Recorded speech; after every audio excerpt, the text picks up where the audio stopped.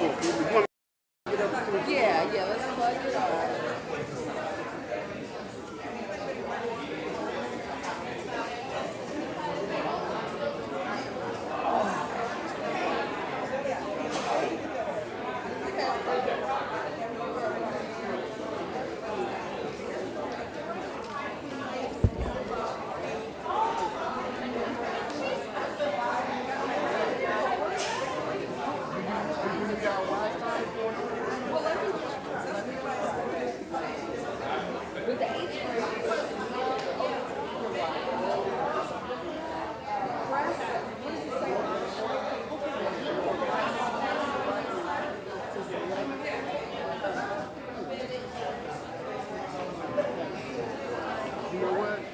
Good evening, everybody. I got somebody.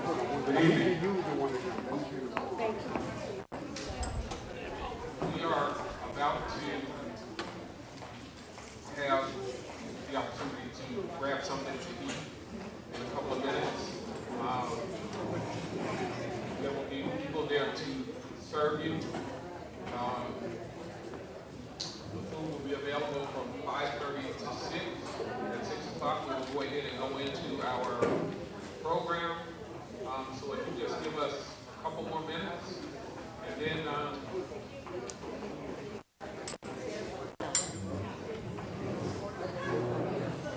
we also have a table set up.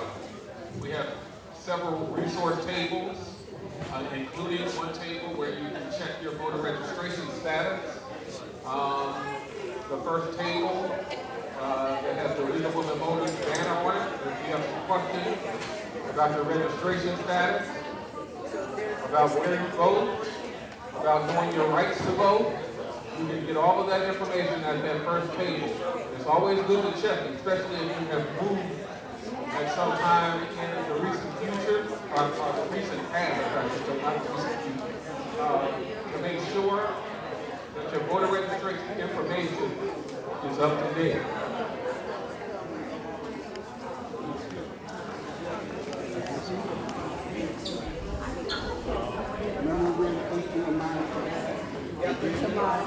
Yeah, so now it's right here. What did we do to do that on? I'm going to I just want a picture on it. Yes, are we ready? Yes. Yes, Squire. Yes. Yes, Okay, so let me take my... Michigan Roundtable. I called your name. Okay. Are we ready? Okay. I've been asked to bless the food. So if you all could settle for just one moment, if you don't mind. I know the Bowen Center. I've been here several times. They almost have church in here, so I know they're all right with me blessing the food. If I can get you all your attention for 1 minute.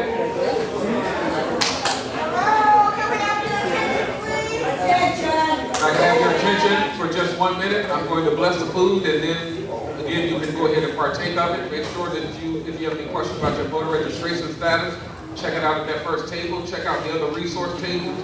There's a lot of good information out there that a lot of people are not aware of. A lot of misinformation and disinformation about who can vote, where to vote, how to vote, all of those things that can be answered here at the resource tables that are here available to you, along with a lot of other good information. So let's bow our heads for just a moment. Father, in the name of Jesus, we thank you and praise you for this evening. We thank you for this gathering. We thank you for this group. We thank you for everything that will take place here this evening. We count it all as being in divine order, but we thank you for the food we're about to receive, for the nourishing and strengthening of our bodies. Thank you, Father, in Jesus' name. Amen. Amen. Thank you.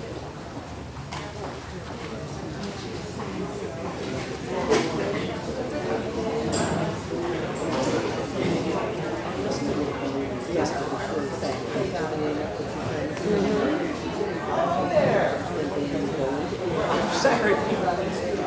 Yeah, because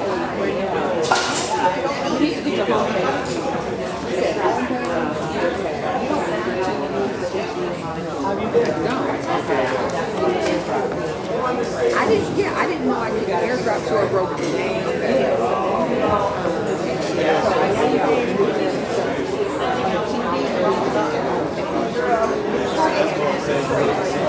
Mother went to silver down.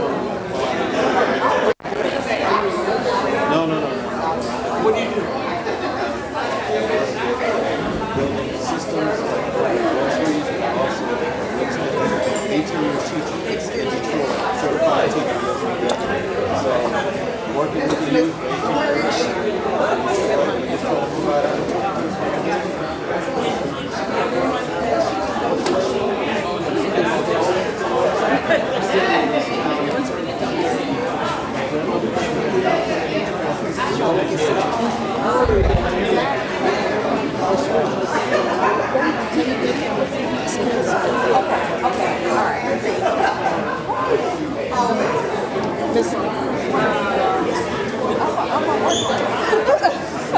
You got plenty of time after this is over. Right now, we're running behind the schedule. They're on the schedule.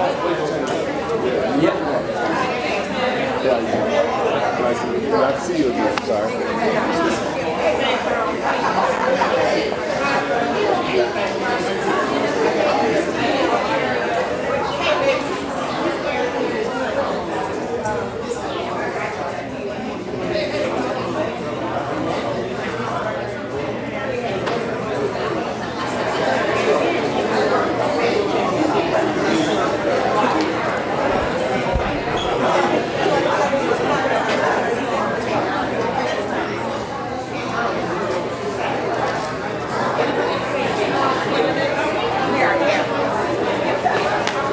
I'm getting the candidates home.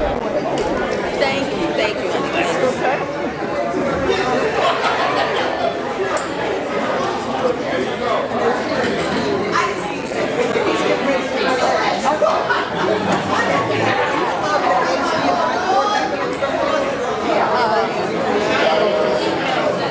I'll go outside with you a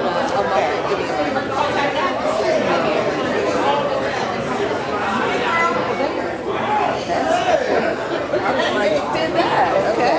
So that was Asia. Oh, here's mine. No, not to your eye. Not to your eye.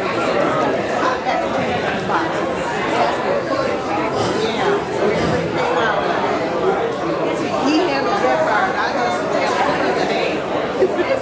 Here, all they did was plug in this. So I don't know if it makes a difference. yeah, he had to go and get something.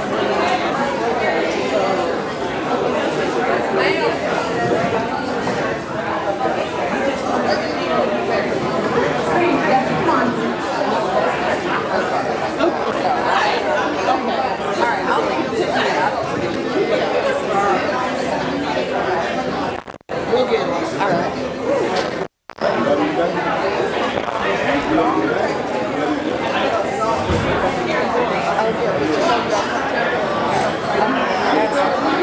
Yeah, this is what I'll do. I'm going to leave my iPad.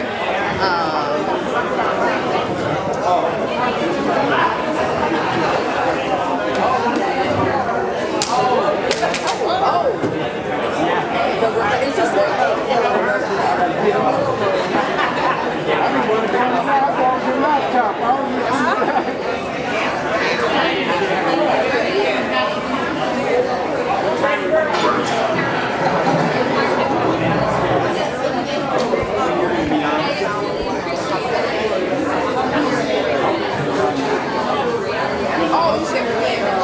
I got I think they start at 6. So they gonna come first?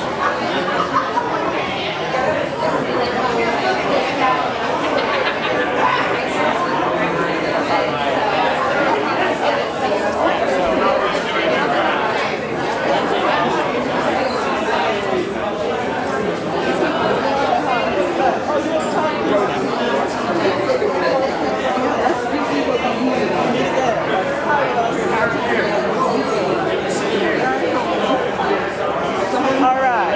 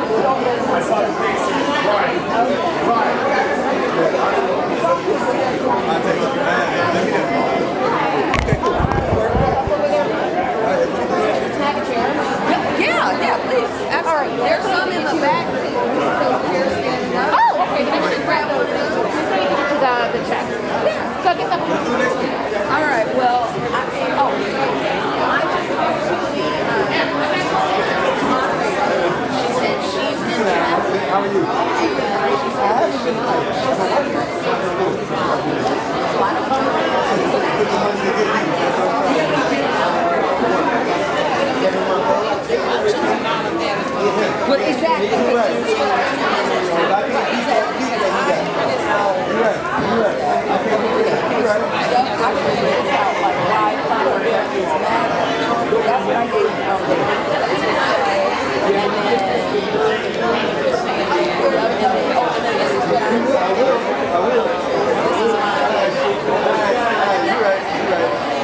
I'm gonna take care of it.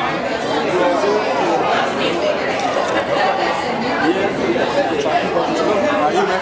Good to see you. Hands off. Here, right? Yeah, we're good. I'll catch up to you. I got one for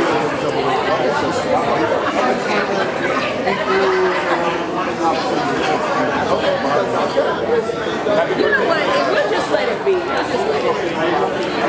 It's unfortunate, but it's, it's okay.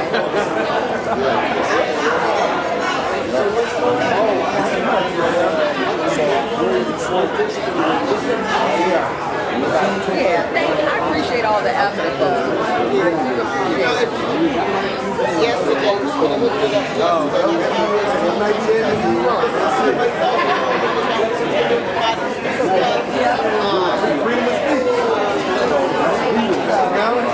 How are you, sir?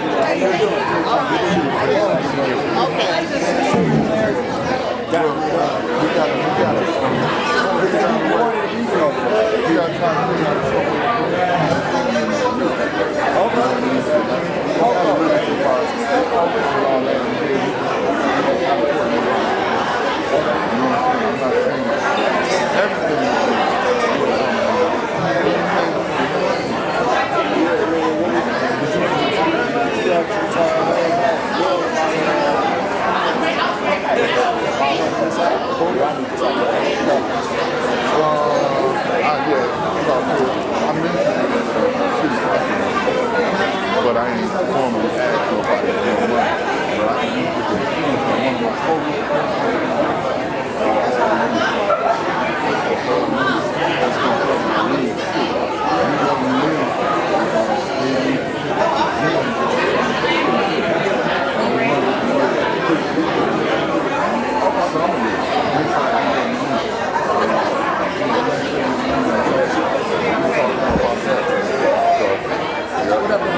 can So yeah, so we got a lot of stuff. I'm running Get better, man. Get better. Yeah, I saw that. I got to share that. So you still taking 2 days, right? Yeah. But see what happens is you get enough okay. We got 6 and that's there. We got enough to start with. So we're looking like a little football. So, but if we can add 2 more things more than there for 2 weeks. I love it. I don't know how good I'll be in softball, but I can. That's just the whole point. That's why it's coming.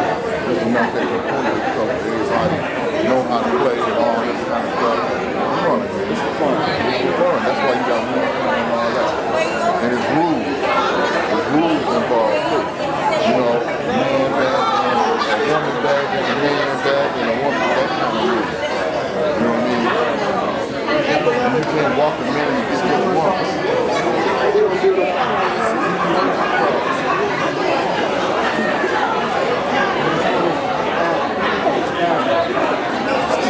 Double G!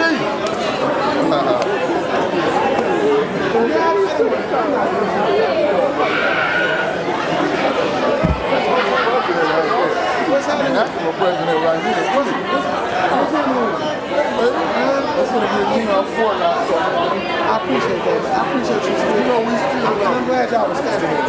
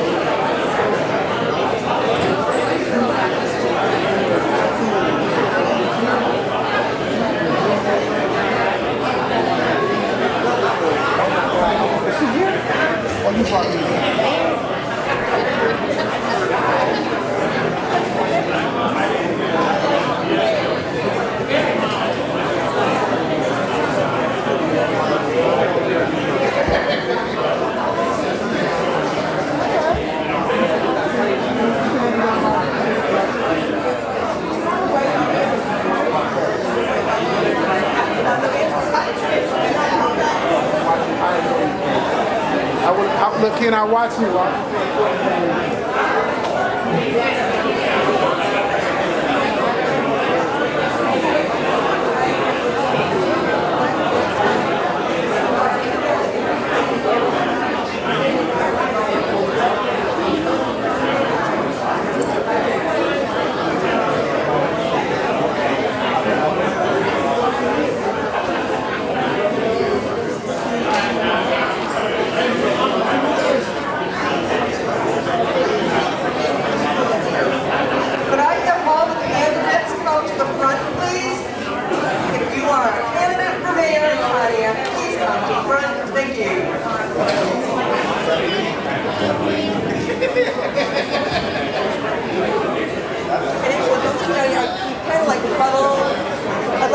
Just a quick huddle, talk about our process and what's going on.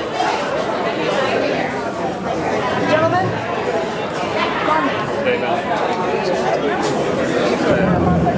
Mr. Woods. Okay. There, Mr. Yeah, I want everybody to kind of huddle for a moment.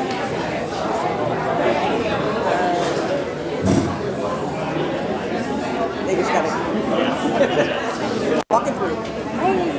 Hi, it's my daughter. Hello. Okay, Can we hear this form too? Thank you very, very much for everybody. Can you hear? I want to thank everybody for coming out tonight because it is so important to allow the voters to hear what you have to say. But in that vein, we are a nonpartisan political organization. And so as league members and all of the other 501c3s that are sponsoring this tonight, this is not a debate. This is a forum. So when a question is asked of you, you don't respond to someone else's answer, you don't talk about someone else who's running, you don't... This is not a debate. It's not to disparage anyone. It's to talk about why should the voters vote for you. You all have great skills. You are all obviously dedicated to the community. Otherwise, you wouldn't be standing here tonight. So the idea is to tell the voters what you believe in and why you are the best candidate. In order to do that, unfortunately, we only have one mic per table, so you have to kind of swing it back and forth. The green button. This is on, mic is hot. This is off, mic is off. Just so you know how to go. You don't know, that way we won't pick up extra sound. Also, it is being live streamed and it is also being videotaped. So with that videotape, that is copyrighted to the League of Women Voters Oakland area for 2025. So it has to be shown in its completion. If you want to put a link to it, that's great. But you can't cut and slice like your parts or something that somebody muffed an answer for. So we ask you not to use it except in its entirety. Also, the camera is back here. The audience is here. Don't use the moderator to answer your questions. The moderator will be over here asking the questions, but you don't want to look at her and go, because it looks really good on camera if you're facing forward. That's just something I've learned. I've done a whole bunch of these forums now for the past few years. So it's always good to be facing forward instead of the moderator when you're answering the questions, because they're the ones that are asking the questions. I've got 3 women over here from 3 different organizations, and they're furiously sorting and making sure that the best questions are being asked from the community. Does anybody have any questions?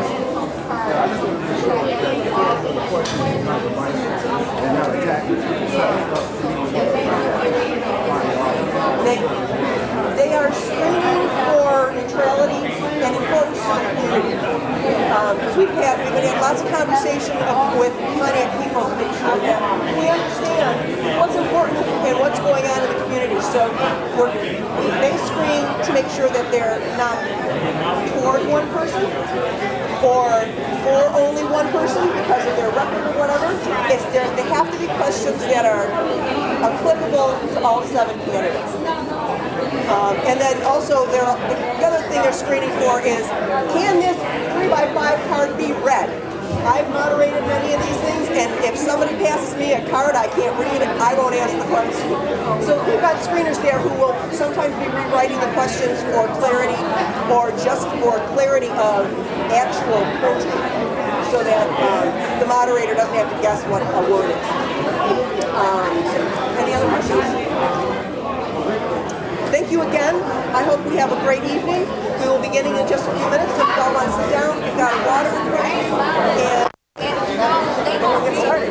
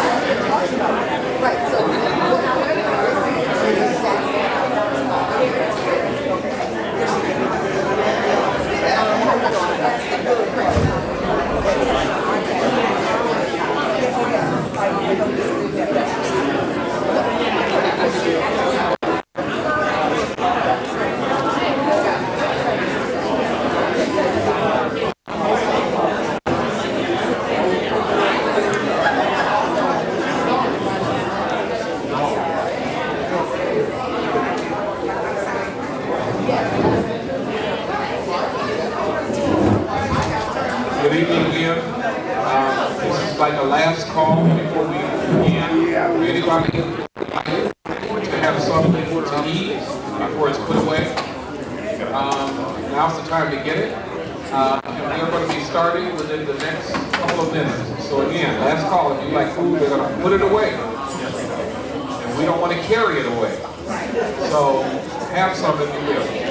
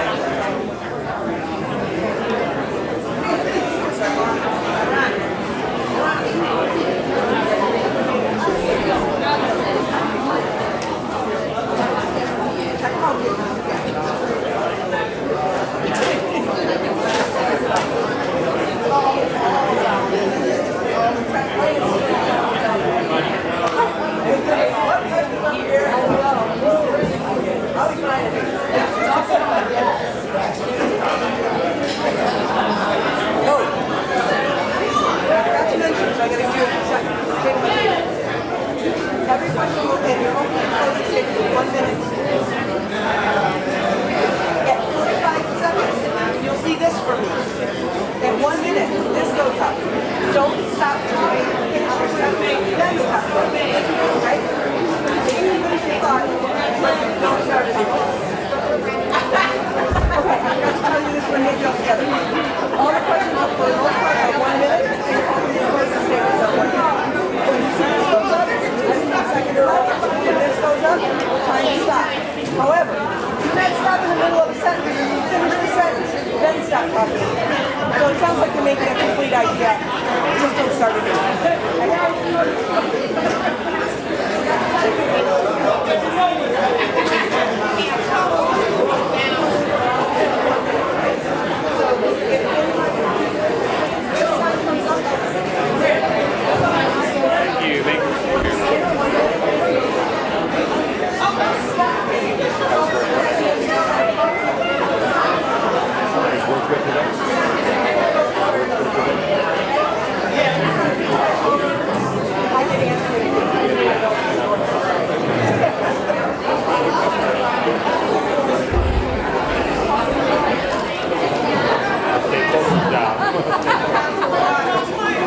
Open invite if you're willing to pay the ticket.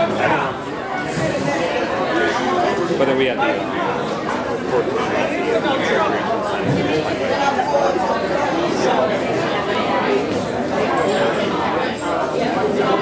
those are the highlights. The rain.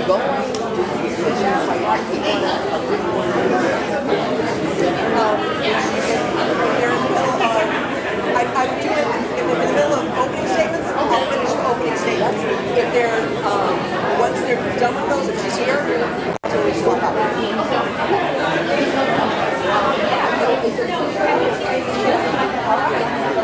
Let's get the show on the road.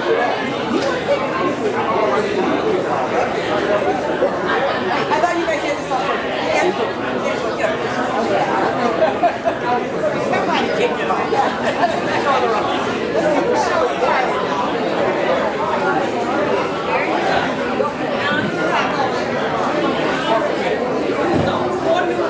Good evening again. Good evening again. Good evening. Good evening. All right, it's nice to have you all in the space. Good to see so many of you here for a very important event. Before we go into it, I just want to take the time to give a hand to all the organizations that came together to pull this off.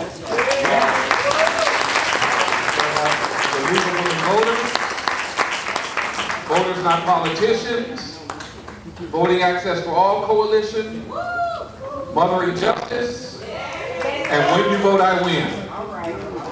Michigan League of Conservation Voters, Jews for Secular Democracy. You know what? I'm a member of the NAACP North Oakland County branch and have been here to the Forward Center several times, so excuse me for forgetting them. But thank you all again, and thank you to all the organizations. We're going to go ahead and get started for this candidate forum, where your candidates have come before you to field questions so that they can speak to the community about what it is that they will represent if they are elected to your office of Mayor of Pontiac.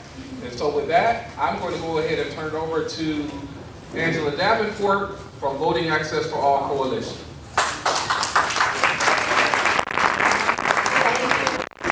Thank you, Charles, and thank you, everybody. I just wanted to say good evening and welcome. Welcome to all the candidates. And I'm the executive director of an organization called Voting Access for All Coalition. And we are dedicated to ensuring anyone who is justice involved knows their right to vote and how to vote, and how to build power through voting and civic engagement. It's not enough just to be registered, right? We have to be exercising that right to vote.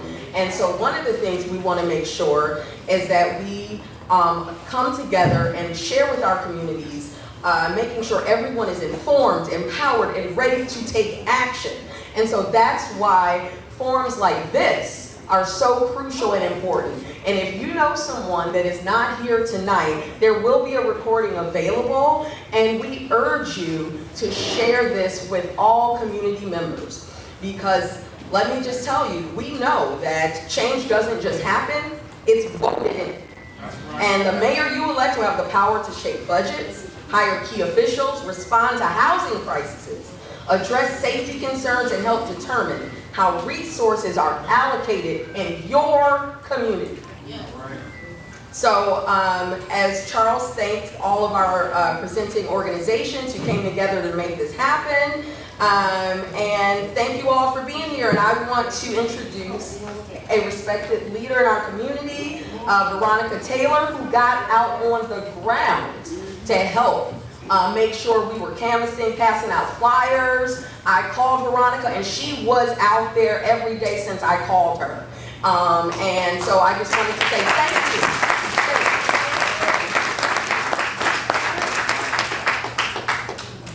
First Son of God, who's the head of our life. Amen. Pontiac, we would love to thank these people for coming out to our district to help push this candidate forward. Show them much love here in the city of Pontiac, because we are a loving city. First of all, I am so happy to see so many of you to come out to empower your vote and your mouth to be the power to get this did with these candidates. We have had almost 4 years of people dictating and telling us what to do. It's about time we take back our power, and by not only the pen, by asking the hard questions and getting stuff did here in Pontiac. For one example, like, let's put back everything in our city, like the library we did. Like, we want things for the kids in the school to be taken care of. Housing put back in the community. We want to be able to have more than 2 minutes when we're down there in City Hall. We want to be able to express our opinion, and we need to put back the Housing Commission. We need to put back the Fire Department. We need to bring back our neighborhoods. We need to bring back our community being respected as we vote them in. We don't have to do a recall. This is our time in this primary to tell them what we want done. And I want you all to know, we got early voting coming up. And early voting starts July 26th till August 3rd at the library. And I expect to see everybody there. Thank you, and may God bless you.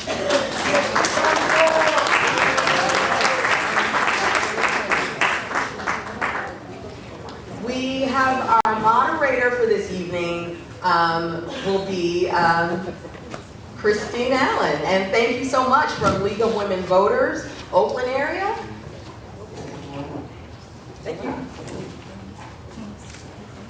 Good evening, everyone. Thank you very much for coming. And our new timer. Thank you. Our league is very obedient. Welcome to the forum for the Pontiac mayoral primary election. Today is May 22nd, 2025. This forum features all 7 candidates who filed to run in the August 2025 primary election. The top 2 vote getters will be in the primary will go on the November ballot. Voters will elect 1 candidate for a 4-year term as mayor of Pontiac in November. We've already talked about the sponsors for the evening. Tonight we will be hearing from the 7 candidates running for mayor of Pontiac: Gil Garrett, Mark Holland, Mike McGinnis, Alexandria Riley, Deirdre Waterman, Kermit Williams, and Wendell Woods.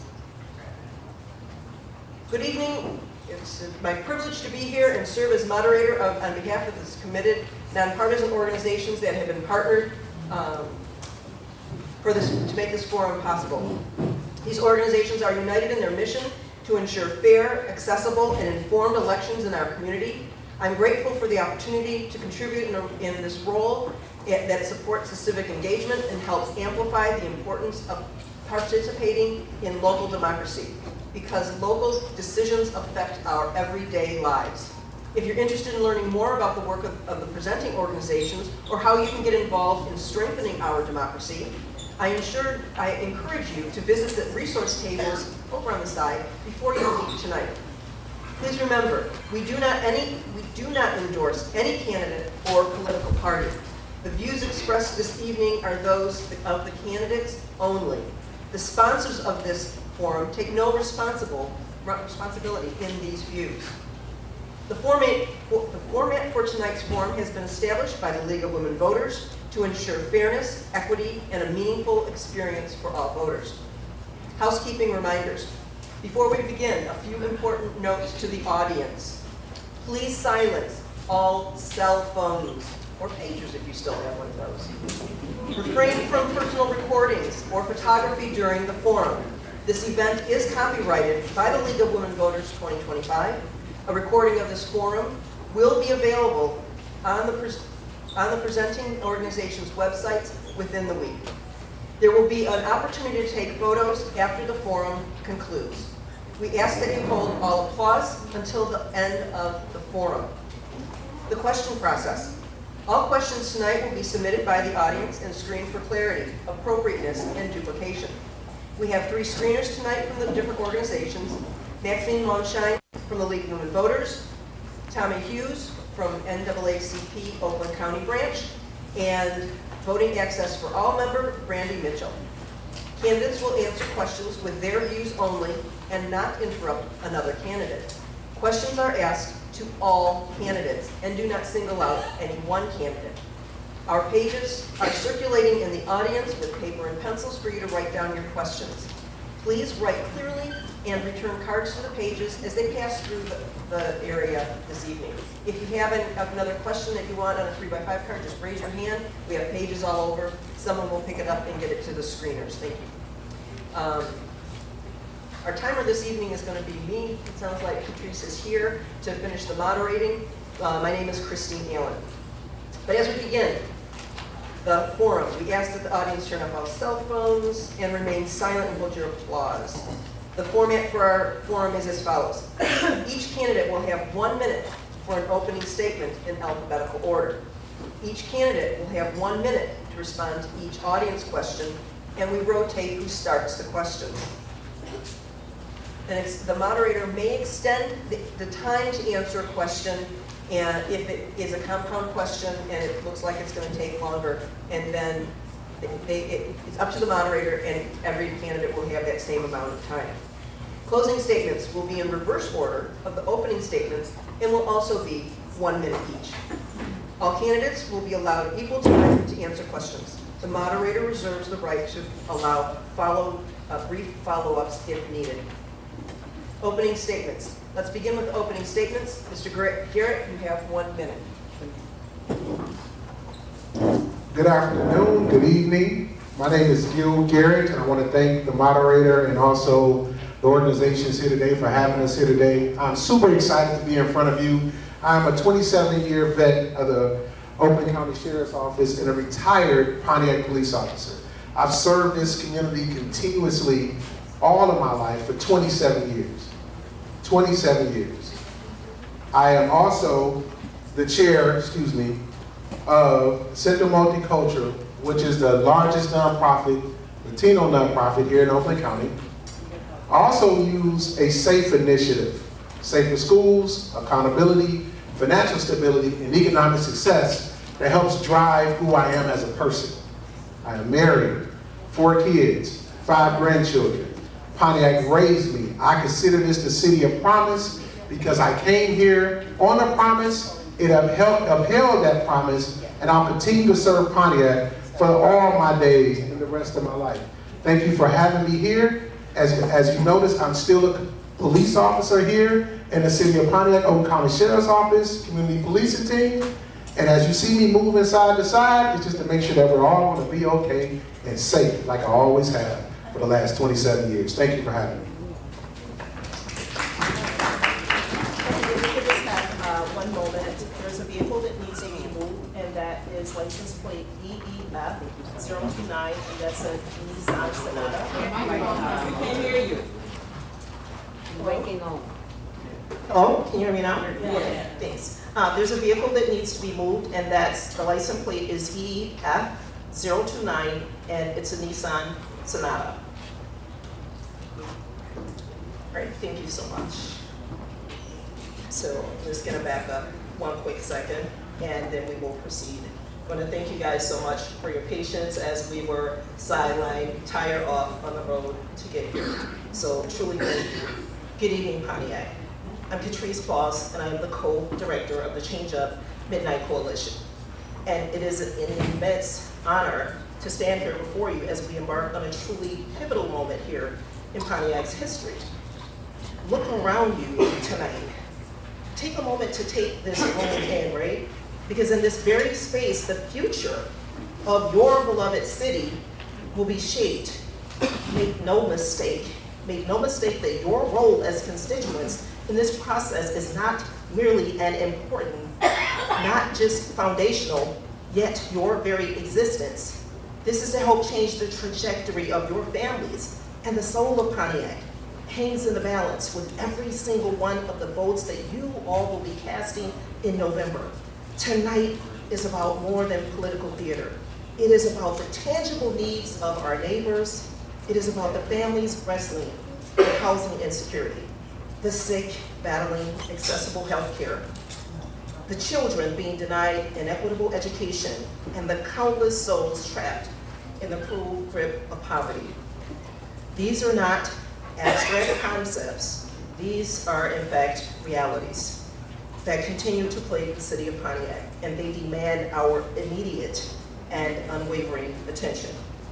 It is our deepest hope. It is the deepest hope of the Change Up Midnight Coalition that our fervent plea that you will consider every single aspect of your community's needs as you seek to uplift and improve the lives of you all here in Pontiac, especially those who are struggling, those who have been marginalized, and those who have been forgotten. Let the voices of the unheard resonate in your choices tonight and in November. Welcome to the Pontiac Mayoral Forum. And now I would like to pick back up where we were, and let's call Mark E. Holland Sr. You have First, I would just like to say thank you, family, all of you, for coming out to this forum and seeing all the many options we have to lead this great city. I'd like to thank those that signed the petition to make this possible. I'd like to thank the business people, the church family, cousins, friends, and family. I'm running for mayor for one reason only: we deserve better. I want to see something for our children, whether it's a new school or a new community center. We have to look out for our children's children. I'm running for mayor because of affordable housing, health care. I'm running for mayor because I want to see an open sign on the city of Pontiac. I want to take a 90-day process for a permit and make it a 30-day process.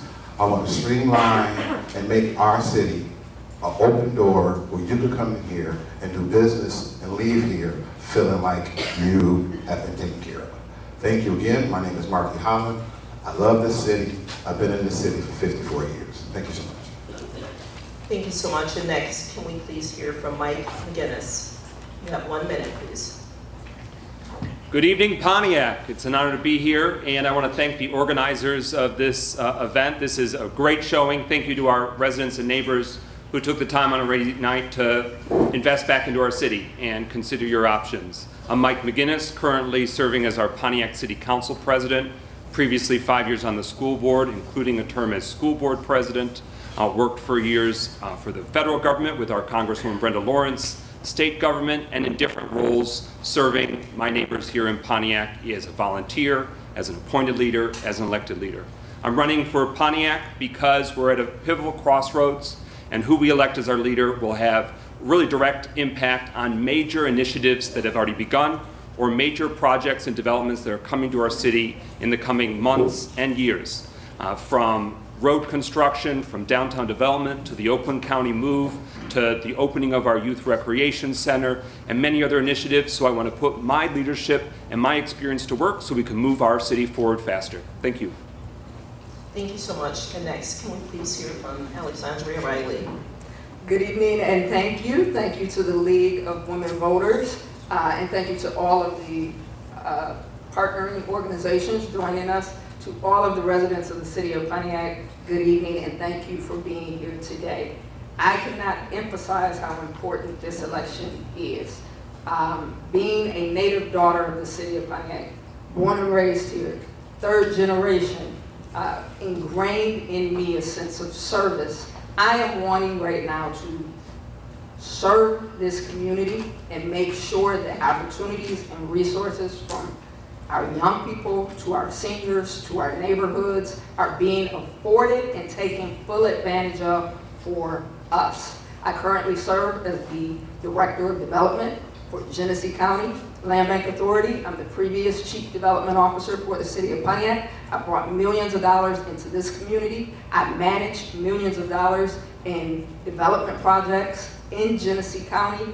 I believe that we can do that here, and that is the reason that I'm running. I'm running for you and me and our city's future, and I hope to earn your vote. Thank you. Thank you so much. And next, can we please hear from Deidre Waterman? And I will caution each one of you that you have 1 minute and to please watch for the signal of the timer. Thank you so much. Deidre. Good evening, everyone. And first, I want to thank also the organizations that brought this very important first mayoral forum of the 2025 campaign season here. And a special shout out and thanks to everybody who was here. I've been in this community, I love this community for 50-some, well, more than 50 years. And I know most of you, and most of you know me, because of previous roles I've had in the city. And I know that each of you are here because you have a special interest and an investment in what happens in this community, as do I. You know the fact that I have served before in a number of positions. Mayor, you remember, and you remember we had come together and linked arms to make progress for the city. The city was down on its back and had a deficit of $30 million when I started office. By the time we worked together and worked on a vision and plan and strategies, we had a surplus that we left for the next administration. So we have a lot of decisions to make, and we want to ask you for your vote for the coming mayoral election. Thank you. Thank you so much. And next, can we please hear from Kermit Williams? Hello, everybody. Hello, everybody. I am so excited to be here, especially among all these organizations that I get to work with as co-executive director of Oakland Forward almost every day. But I would be remiss if I came into the Bowen Center and didn't shout out the world-renowned Golden Opportunity Club. If you're a member, raise your hand. This election is not about Kermit Williams. It's about us.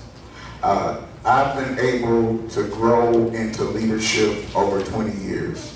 When I came on city council, we were under the tutelage of the great Lee Jones, and then followed by Patrice Waterman. And then the third term, I was able to be the city council president.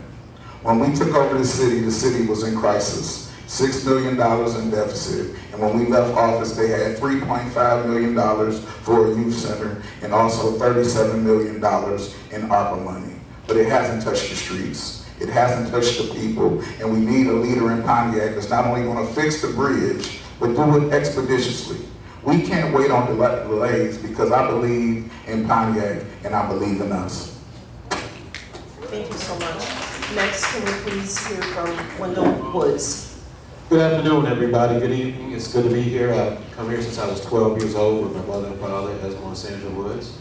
My grandmother came here in 1920, so me standing in front of you represents a Woods being in the city for over 100 years. 100 years. I've been a teacher, educator, and Detroit Public School certified teacher. I've taught over 5,000 students, so I understand the importance of mentoring the future of this city. I understand what it means to develop curriculum. I understand what it means for after-school program, for workforce development. I understand skilled trade. I understand that. And what I ask you to do is consider the importance that we need change. Together we can, together we will. The same old, I've done over 28 Freedom of Information requests following the money, the cash accounts, the ARPA. I probably know more than most people sitting at the table about where the money is, the 15 bank accounts with $143 million in it. So with that being said, I've been following the money. So if you want to know what the money is, how we can build our recreation centers, how we can help empower our youth. We need a memorandum of understanding with the public schools. Sorry. Together we can, together we will. Sorry. Okay, thank you. Thank you for being here. Thank you so much. And now we will begin with the question and answer segment of the forum. Each candidate will have 1 minute to respond to each question. Again, I'm going to ask you to please be mindful of the timer when she holds that up. If you are not, able to cut it off, I will go ahead and proceed with the next person. Please give your 1 minute. So we will begin again with Mr. Garrett, and we will follow down the line. Each of you will have 1 minute to answer the question clearly and concisely. What is being done to ensure culture, race, and diversity within Pontiac? That's a good question, thank you. If I can be candid with this audience because it's family. What is being done is what the community itself has proposed. The neighbors have been taking care of themselves, and how I know because on a daily basis, I see it and witness our neighbors every single day watching out for each other. What is done from, if you're going to ask me from a municipality level, there have been programs created, there have been some entertainment opportunities, but to really diversify the community, I think we need to integrate a little bit more technology and communication to the people so they understand clearly what's going on across every spectrum in our organization, which we call the City of Pontiac. 27 years is a long time, and we're talking about my life, and it's that serious. Thank you so much. And next, can we please hear from Mark? Can you repeat the question, please? What is being done to ensure culture, race, and diversity within Pontiac? That's the same question I asked. And that's one of the reasons why I'm running for mayor. I believe the community center is pivotal. I think the community center is so important to our community that we have to start right now. That's going to ensure our kids are going to have something for culture, diverse, and education. And the thing of it is, we had it ready. We had the celebrities here that was willing to invest. We had the NFL here that was willing to give us money. We had Mr. John Hans here who bought Lakeside property, was going to build us a new community center right here. We have the receipts for that.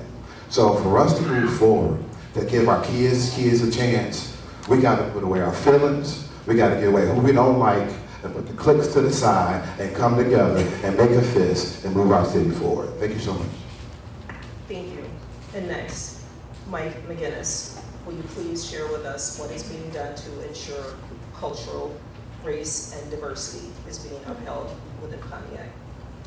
Our diversity of backgrounds, of race, of economic levels, it's one of the strongest aspects of our great city. We have one of the largest and most diverse populations of any city in Michigan. And we should be leaning into that, we should be celebrating that, and we should be promoting it everywhere we go.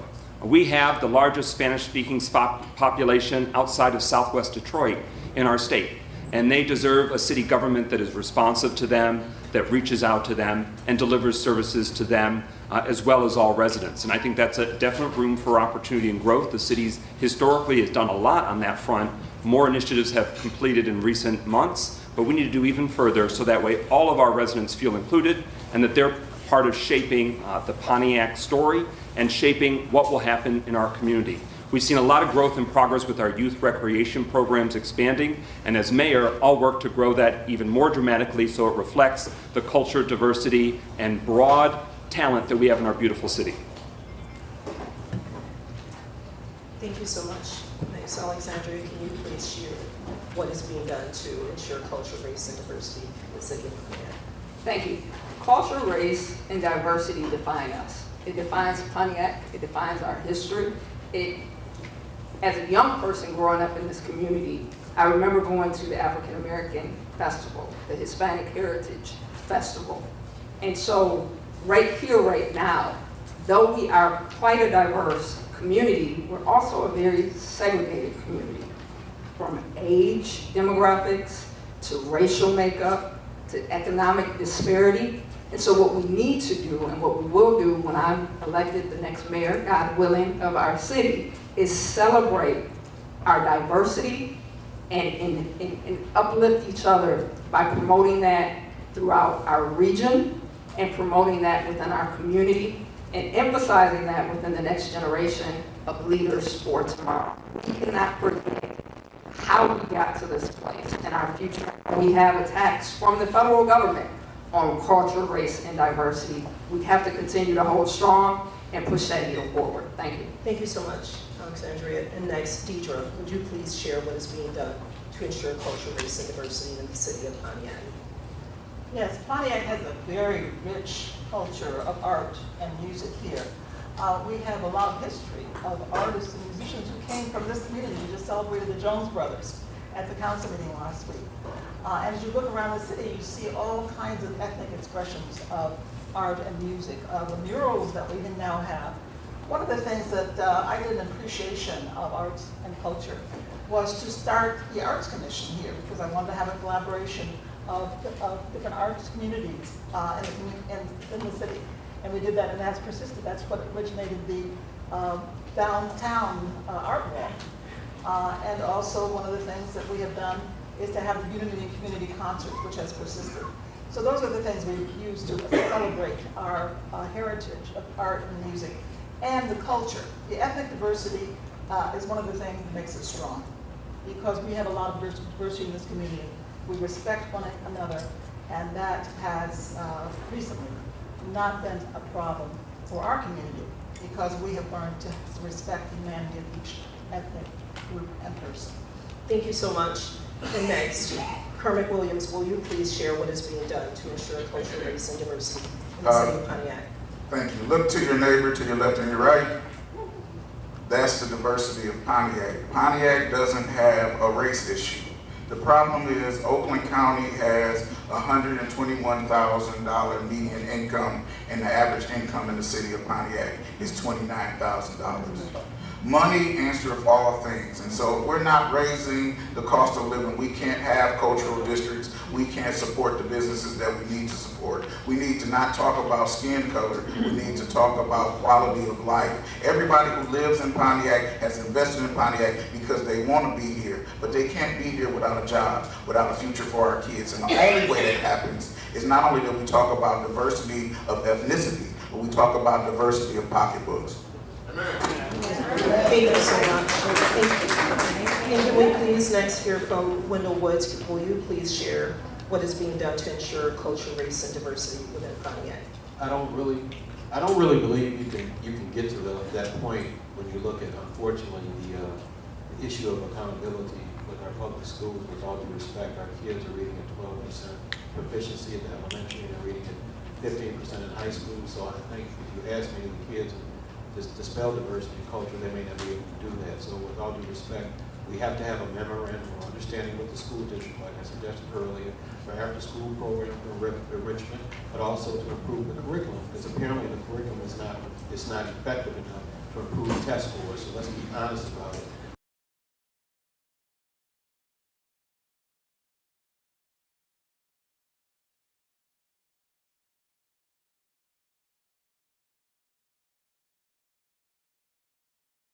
Income inequality.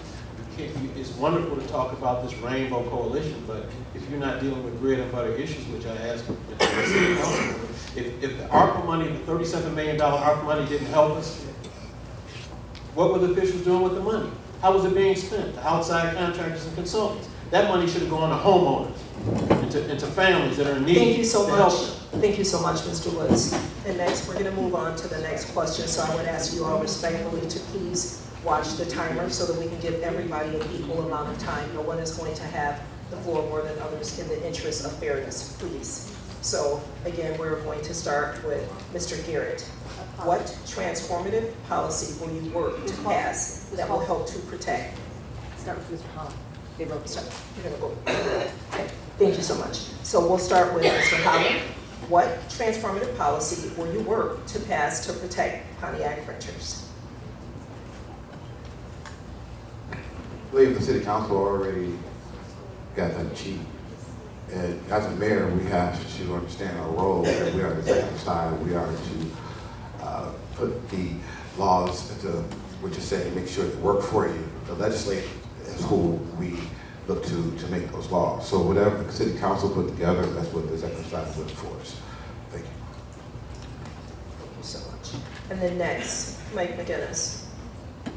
What transformative policies will you work to pass that will protect Pontiac renters?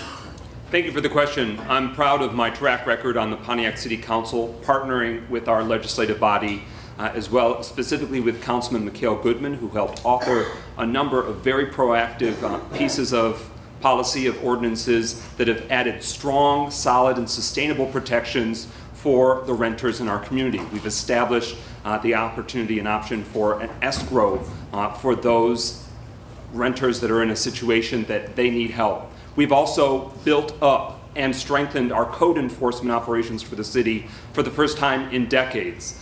We have so much work to do to clean up our neighborhoods, to protect our vulnerable population, and having a strong, proactive code enforcement team is at the heart of that strategy. So as mayor, I'll make sure that we keep our code enforcement team strong, we keep being innovative with the resources and policies to make that improvement and protect our vulnerable populations, which unfortunately often skews towards our rental population. They need the help the greatest, and we want to make sure they have the resources and support from their city government. Thank you so much. Next, Alexandra, will you please share what transformative policies that you will help to work on and pass to protect Pontiac renters?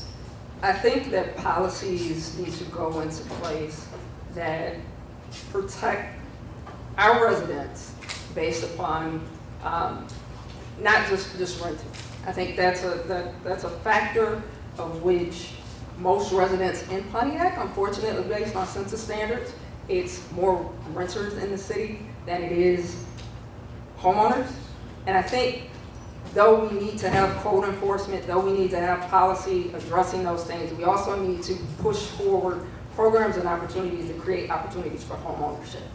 And so, granted, to strengthen our policies, but to also partner with organizations. We have UWM in our city, and yet we are a community of renters. That is not okay for me.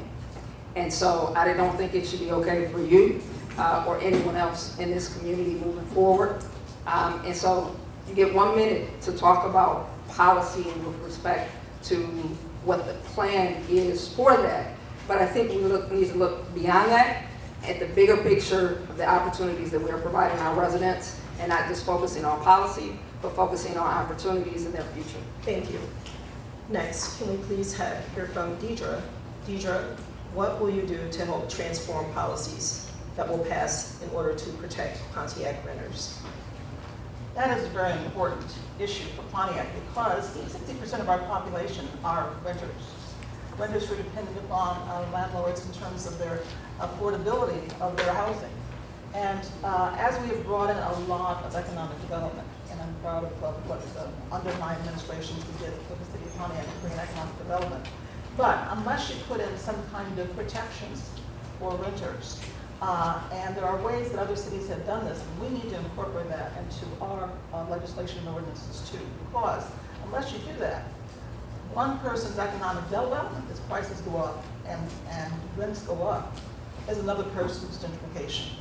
And so unless cities put in a way of guarding against that and put in transformative legislation to protect from that, such things as rent controls, then our renters are subject to be handicapped and a victim of the economic success of the city. That happened once before in redevelopment, when they redeveloped the downtown area. I'll tell you more about that later. Thank you so much. Next. Premier. Can you repeat the question? Yes. What transformative policy will you work to pass in order to protect Pontiac renters? Well, one of the things that we need to do is have mutually beneficial policies. I'm on the Transforming Community Initiatives along with a partnership with St. Joe. And so one of the things we looked at was safety and housing. We have to make sure that we have new housing stock in the city of Pontiac to make it competitive. When you have a one-bedroom apartment selling for $1,200 a month, it's not sustainable. What we found out during the pandemic is we need to keep not only our seniors in the home, but we have to train the younger generation to take over the home for their grandparents and other people instead of selling it out. We have proprietary people coming into our city, turning these places into halfway homes and other things because people can't afford $30,000 to get their heater and other things fixed in order for their 90-year-old parent to stay in the home. We have to be able to take care of the home in Pontiac. We have to be able to take care of the seniors. And the policy is building new homes that are affordable for everybody. Thank you so much. And next, Wendell, will you please share what transformative policies that you will work on and pass in Pontiac to protect renters? Thank you very much for that question. That goes again to income inequality. The 26% of the population is at below poverty. The City Council has approved the expansion of the RX for Kids program, which is adopted out of Flint by that doctor that identified the lead poisoning with kids. So that program can certainly be expanded to give a family of $1,500, but delivering a child with $500 a month to help with expenses. Okay, so we need to expand that program, the RX for Kids program. In addition, there's a group, there's a partnership that's building 100 homes in Pontiac on the south side. Maybe people that are renters that have some ability and ability to provide income can get into new homes. So we need to also expand our housing stock to allow people to move into single-family homes. But again, I go to income inequality. You have to deal with that issue, income inequality. Thank you so much. And Mr. Garrett, will you please share with us what transformative policies will you work on in order to pass and protect Pontiac renters? Thank you, ma'am, for that question. First of all, Council currently has implemented some, I think, very unique ideas and very unique policies as it relates to protecting renters by allowing them to put their rent in escrow when they find things to be wrong with the house that they're, or landlord that they're renting from. The second thing is that we have to currently do is identify who really owns the homes in the city and the landlords in the side of the city. We have to strengthen the code enforcement's ability to identify who they need to write a ticket to or issue a citation to. I think we have a great policy as it relates to what the current council and executive office is currently doing. However, with technology and furthering more information around who owns those properties is important to all of us in this room. Thank you. Thank you so much. And the next question, we are going to start with Wendell Woods. And the question is in regards to funding and reform initiatives. Where do you envision securing funding for criminal legal reform initiatives within the city budget, such as re-entry? And what strategies do you plan to use in order to reduce recidivism rates? Thank you for that question. Recidivism rates directly tied to when my father worked in prison in Chicago when he was a teacher, public school teacher. He said many of the people that he dealt with could not, the inmates, they could not read or write. Literacy is a correlation. Look at the studies, you will see that recidivism and committing crimes are related to not being able to get employment, or marginally can be related to discrimination, but the bottom line is that if you have an effective school system, a public school system in which kids are functionally able to read and write and do math and write essays, and you provide them with some skills training and some career pathways to technology and STEM activities, you will increase their opportunities. So nobody wants to grow up to be a criminal. That's a situational issue, and it's probably related to family. So, but you have to support the schools and you have to support the families, and that's why I said we have to increase and enhance the RX for Kids program that the city's already adopted. Thank you so much. Thank you. And next, Kermit, will you please share with us what will you do in order to assist with strategies that will help to reduce recidivism rates, and where do you envision securing funding for criminal legal reform initiatives within the city budget, such as reentry? Well, we gotta get an audit for the city budget. I don't know what's in there yet, so I can't answer what will be in the city budget. But when we're talking about reform, we need to expand the programs that we're already doing. We were featured on PBS for our warrant clinic that we were able to bring to Pontiac. We've done the third one. We've already cleared off 500 people's warrants. We know that 90% of African American men, I'll just speak to them, get in the criminal justice system by a traffic stop. And so when you have existing warrants or things like that, it leads to you spending a night in jail. The law shows that if you spend one night in jail, you'll spend 2 nights in jail. And that's what leads to recidivism. So we have to start the programs that we're doing. And the city doesn't need to be in the business of trying to recreate things. We need to be partnering with organizations who do this specifically and then expanding that work. And that's what should have happened with the ARPA funds. Thank you so much.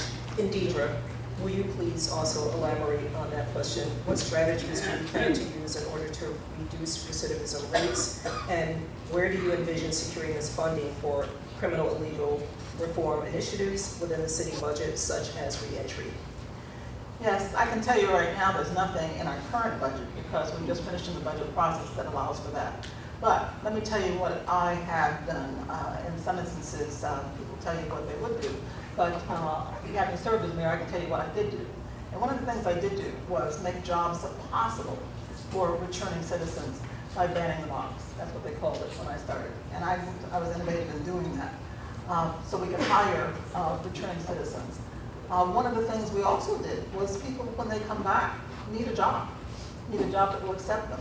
And so by bringing in so many jobs, I brought in 20,000 jobs. Between all the Amazon and Miniature and many other businesses here, we also advocated for people who were returning and supported their application. In some instances, there were people who reached out and had a quota for returning citizens as well. So those are the things I did do, and that's the kind of support I think we need. Thank you. Okay, thank you so much. Next, can we move on to Sandra, please? The first thing we need to do is realize and recognize the root of crime. Most crime happens as a result of a lack of opportunities for individuals economically. 82% of most crimes occur based on individuals trying to make a come up, if we were to call a spade a spade. And so with respect to that, yes, we need to partner with our nonprofit organizations. Yes, we need to bring in opportunities for our residents to have jobs that will actually take them to work in these employment opportunities. But beyond that, investing in our young people. We have a high rate of juvenile delinquency in our community. And so in the city's budget in particular, we need to make sure we have strong quality youth development programs that create pathways for opportunities and employments for our kids, not just today, but on to tomorrow. Thank you so much. The next, Mike, will you please share with us what strategies that you plan to use in order to help reduce recidivism rates and to secure funding for criminal legal reform initiatives within the city budget, such as reentry? Excellent question, and it certainly can't be solved in 1 minute at a time. This will be a multi-year, it's got to be a commitment as a community. We have made early strides, and we need to take it a lot further. In your budget, your city investment, us taxpayers of Pontiac, we have invested in greater workforce development, early initiatives. We need to do so much more because that's directly correlated to make sure that we prevent recidivism. We don't want our returning citizens to suffer further, to run into additional difficulty. We want them to stay home.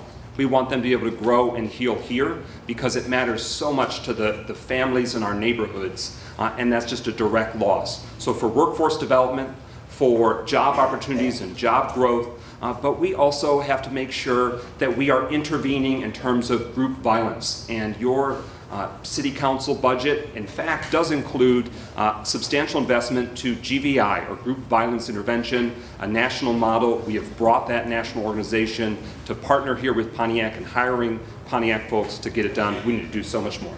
Thank you so much. Next, Mark, will you please share what strategies that you plan to use in order to reduce recidivism rates, as well as secure funding for criminal legal reform and the city budget, such as reentry? That's kind of a loaded question. Budget process part. First, we have to look at and see where we at financially with the budget. When you're looking at the 42 to 46 million, and maybe 60% of that is going to police and fire. So the first part of the question, as said, it's like what, 600 or so nonprofits in the city of Pontiac. And so again, we're going to have an open door policy to where we can partner with those 600 nonprofits that existing. There are some great programs that's already existing. We just need the city to partner with some of those great programs and lead those that's coming home to those programs to start. And just lastly, I just want to say there's nothing wrong with being a renter. And I don't like the way it may be seen in that last question that something is wrong with being a renter. If some people don't want the responsibility of a home upkeep, that's a lot of responsibility. So I just wanted to add that. If you are a renter and you are watching, there's nothing wrong with that. Keep on renting, that's what you choose to do. Thank you so much. Thank you so much. And next, Mr. Garrett, can you please share what strategies that you plan to use in order to help reduce recidivism rates and what you envision for securing funding for criminal legal reform initiatives, such as the budget and such as reentry? Thank you for that question.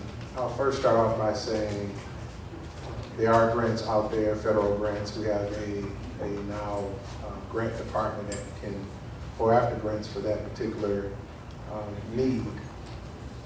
But I live and serve in the city of Pontiac.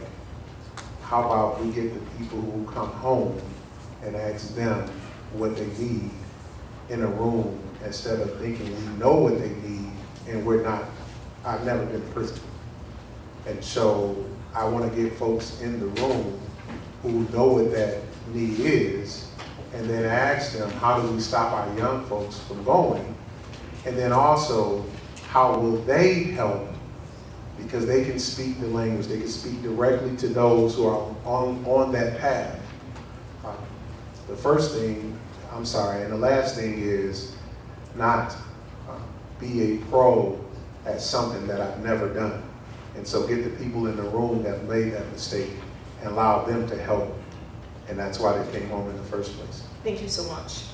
And the next question, so I'm going to ask you guys to keep it high and tight because the constituents have a lot of questions and these are really powerful and very important questions.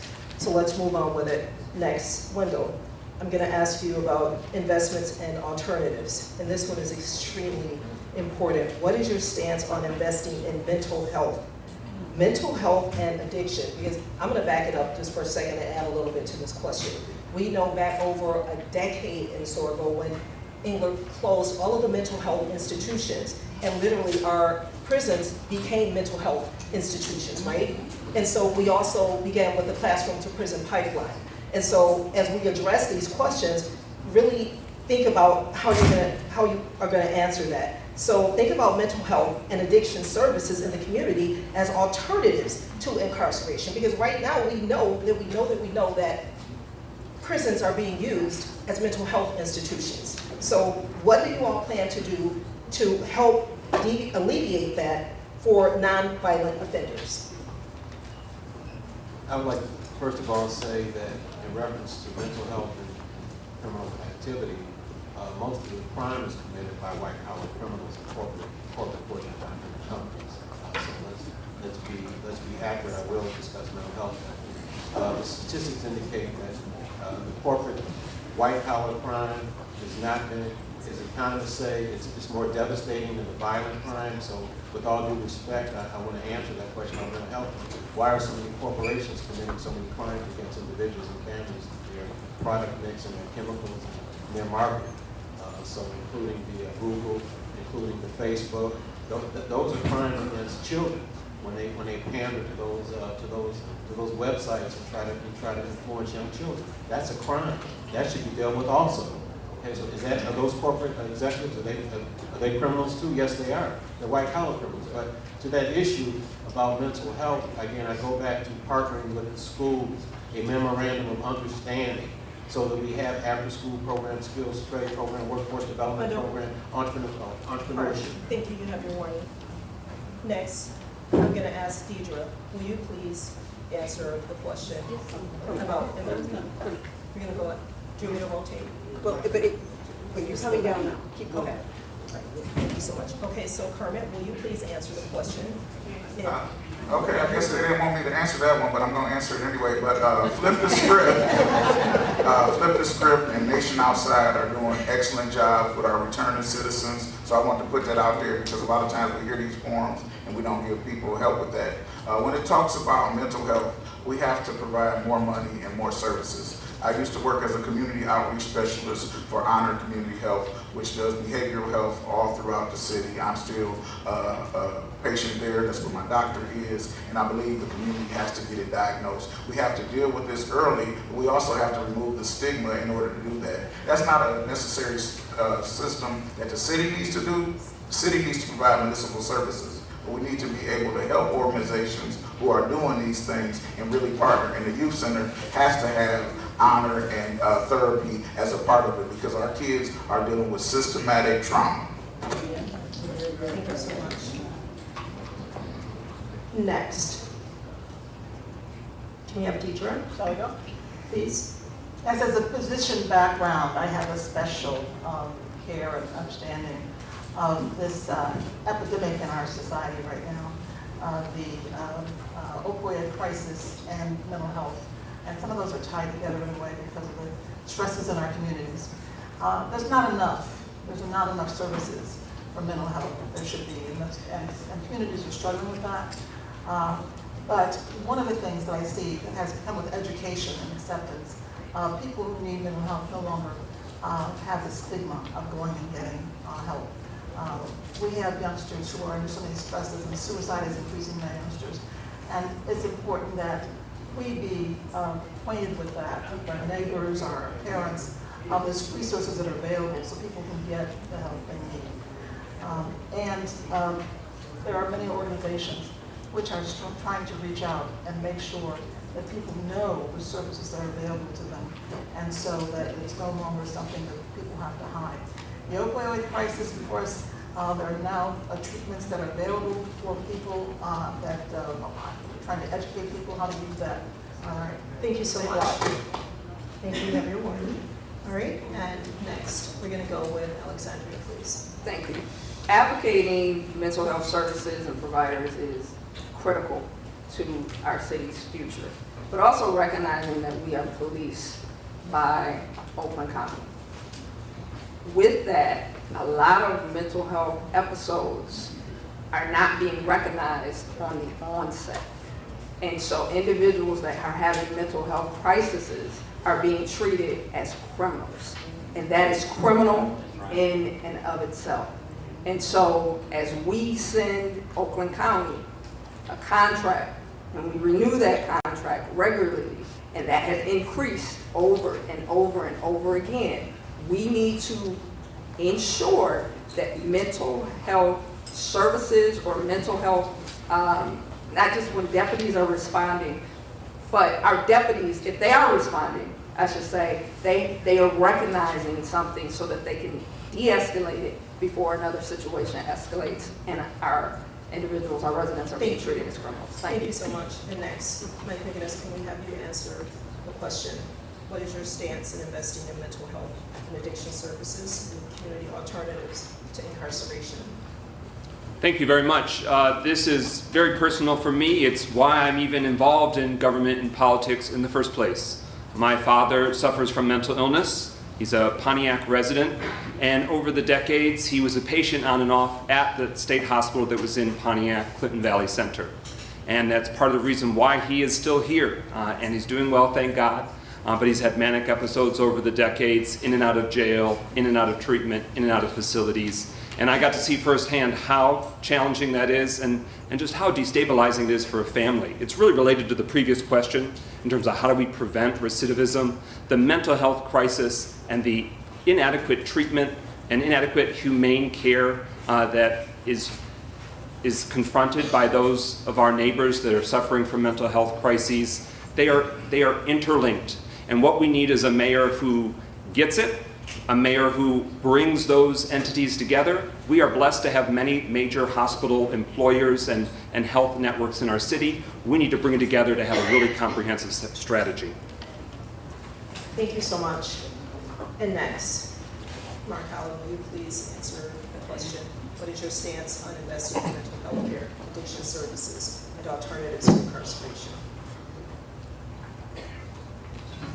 First, let me just start out by saying that mental health is something that's so serious to me, where that when I was a child, they thought I was mentally crazy.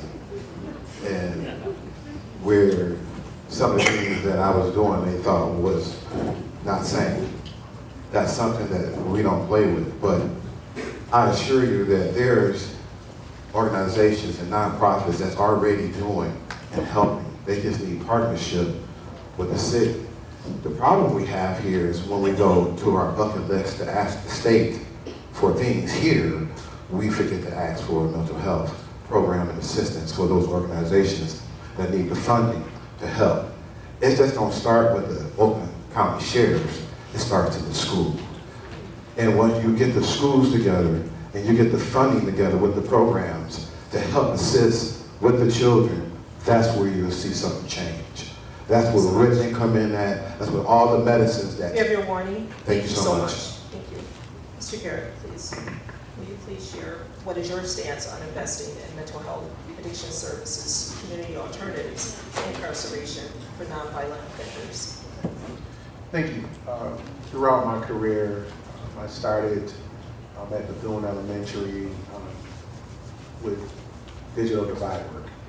And so what we have done over the 22 years of my career, we started having a teen health center, but health inside the schools. And so we just last year passed a policy before my term ended where that the family can receive the same resources as the child does inside of the schools. And then also in my service in the community, as a police officer, we have psychiatrists who ride with us, who take all mental calls that come into the Pontiac substation to assist with them. So we don't have incidents that happen as we've had in the last year or so around mental health. We cannot think mental health is a disease or something that we should not face, but we should be culpable together in making sure that we solve that problem. And I've done that. Thank you. And we've done it. Thank you so much. Yes, okay. McGinnis, please have your answer. That's we should start the next question. Yes, yeah, so we're starting.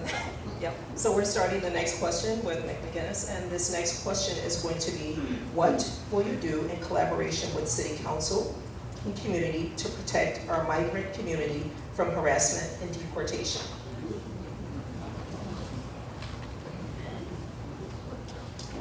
Yeah, that's heavy. We can't sugarcoat that. There's no easy solutions there. First and foremost, we have to show up. We have to build those relationships. We have to keep the open lines of communication. There is so much uncertainty and fear that exists with thousands of our neighbors. And these are neighbors that are American citizens, born in Puerto Rico, but here and afraid that they might get scooped up or swooped up when there's other enforcement actions. We've seen it elsewhere. Pontiac so far has been mainly spared from the worst and the most prominent and high profile, but I think we all are clear-eyed and recognize that that can happen at any moment. And there is real fear. I've been supportive and tried to partner with those community members and activists that are working at the grassroots level to make sure that our neighbors know their existing rights. And we have to build the bonds of community so much stronger, because this won't be the only time where there'll be a crisis. This won't be the only showdown that may exist. We have to do a better job to communicate, collaborate, and protect one another. Thank you so much. Next, we're going to go to Alexandria. will you please answer the question, what will you do in collaboration with the City Council and the community to protect the migrant community from harassment and deportation? I think the first part is speaking up and speaking out, using the position and the office of mayor as the leader of the city to make it known and abundantly clear that we support residents within our city, and we are not about separating, dividing, breaking up families. And there is a real fear. You have individuals that are afraid to send their kids to school. You have individuals that are afraid to go to the grocery store. You have individuals who are afraid to go vote, or those that are registered to vote, to go vote, right? And so I think that with the things that are happening on a federal level, there's a lot of uncertainty. And I think we as leaders oftentimes don't recognize our ability in speaking up and speaking out and getting together and calling out things for what they are.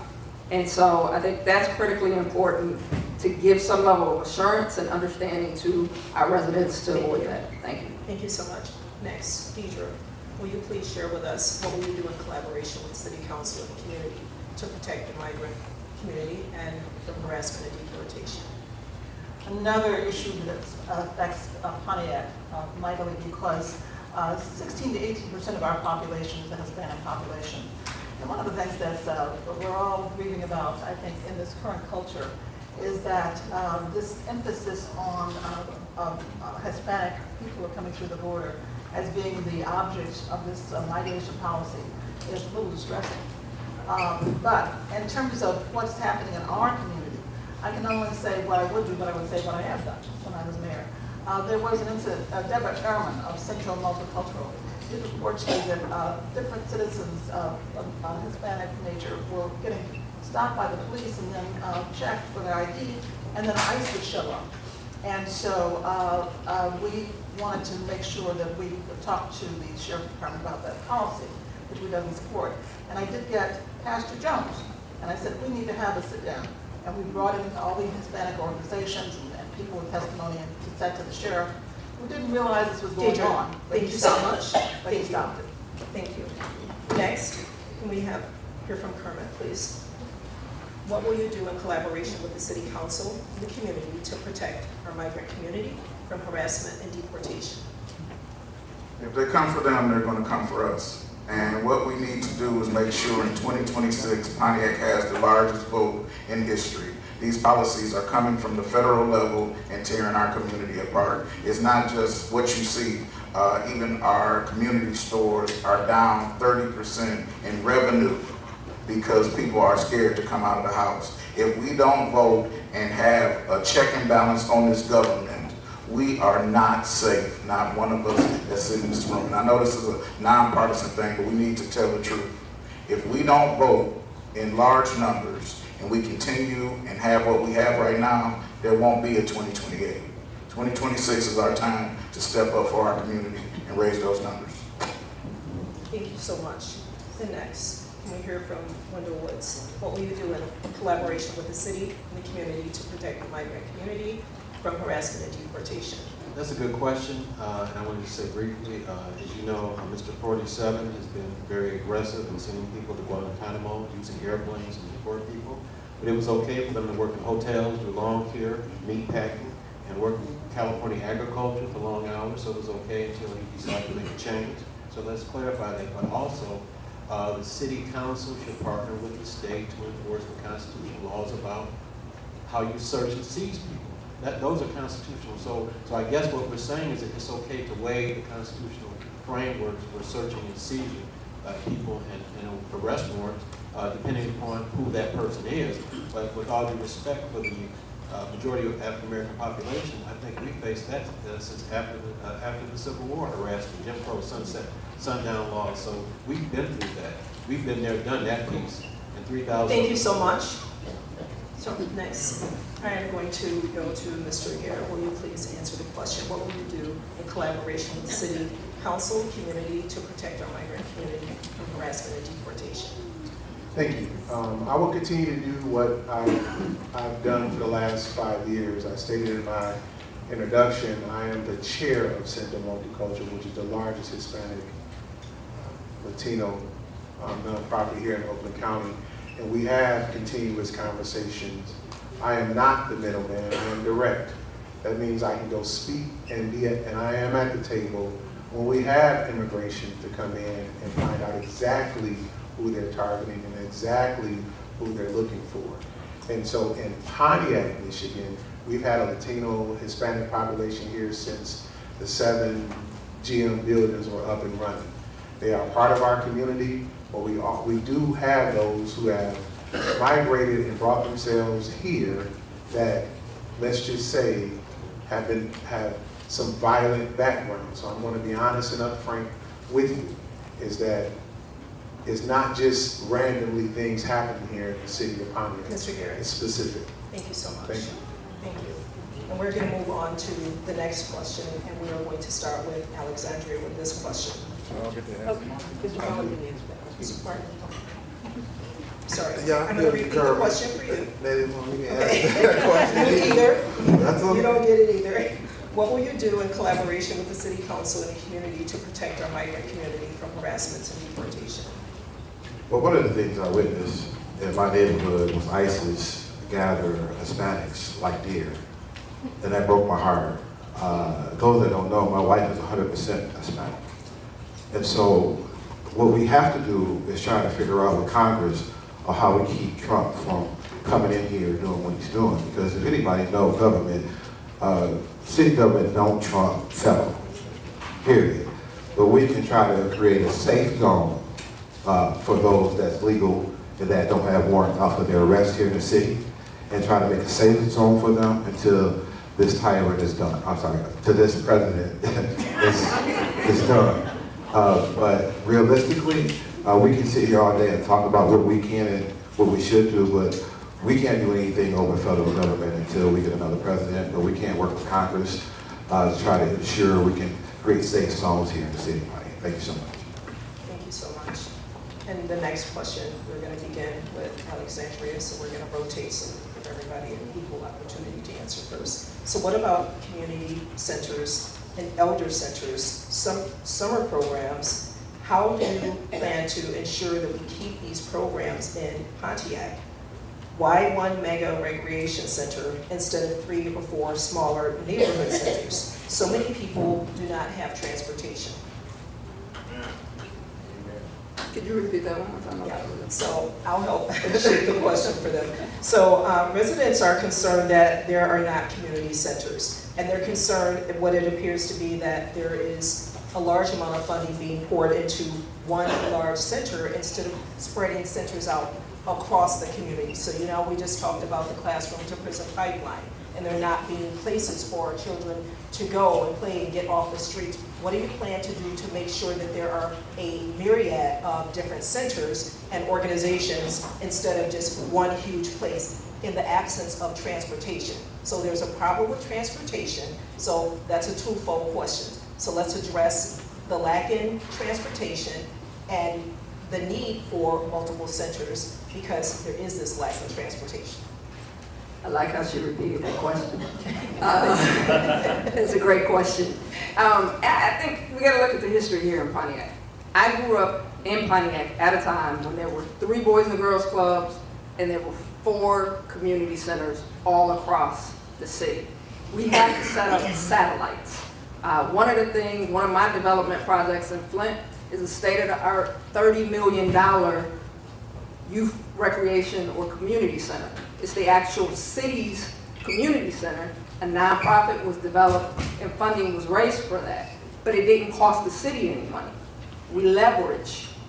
And so what we're doing with a lot of things here in the city, not just with respect to community centers, but with all of the funding that we receive or all of the projects that we take on, there's this huge burden on the city's general fund. So if we're going to provide transportation, if we're going to provide opportunities for our young people, satellite, wraparound services, different locations throughout the community, we have to begin by first thinking outside of the box and leveraging.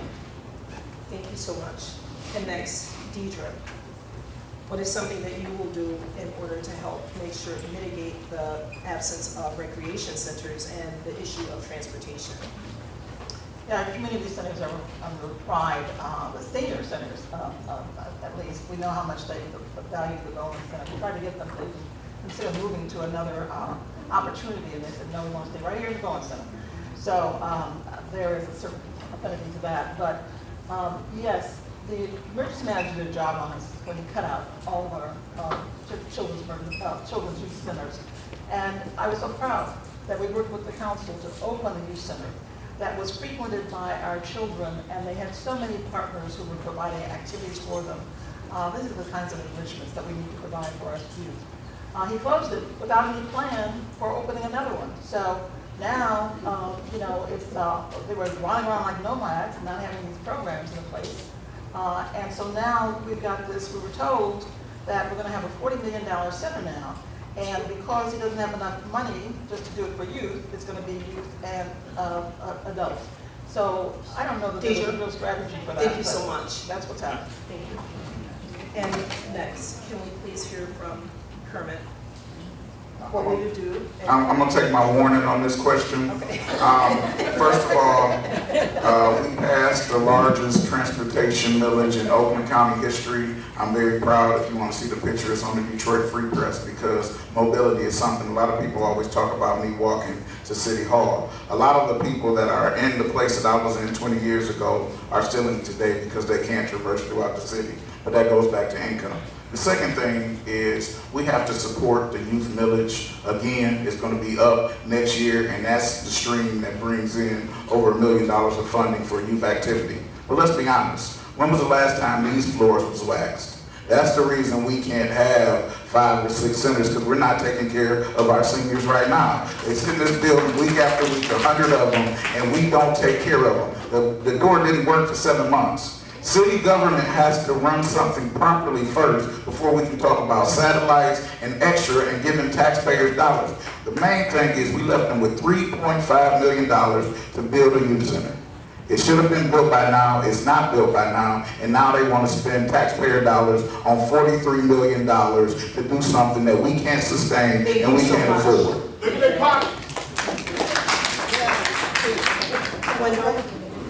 Thank you. That's a very good question. That goes to my original memorandum of understanding with the school district in terms of youth development, skills trade. That has to occur with the Pontiac Public Schools. That partnership with the schools. Even though, as mayor, if you elect me, I can't tell the school district what to do, but we can have a partnership and a relationship to do that. Where would the money come from?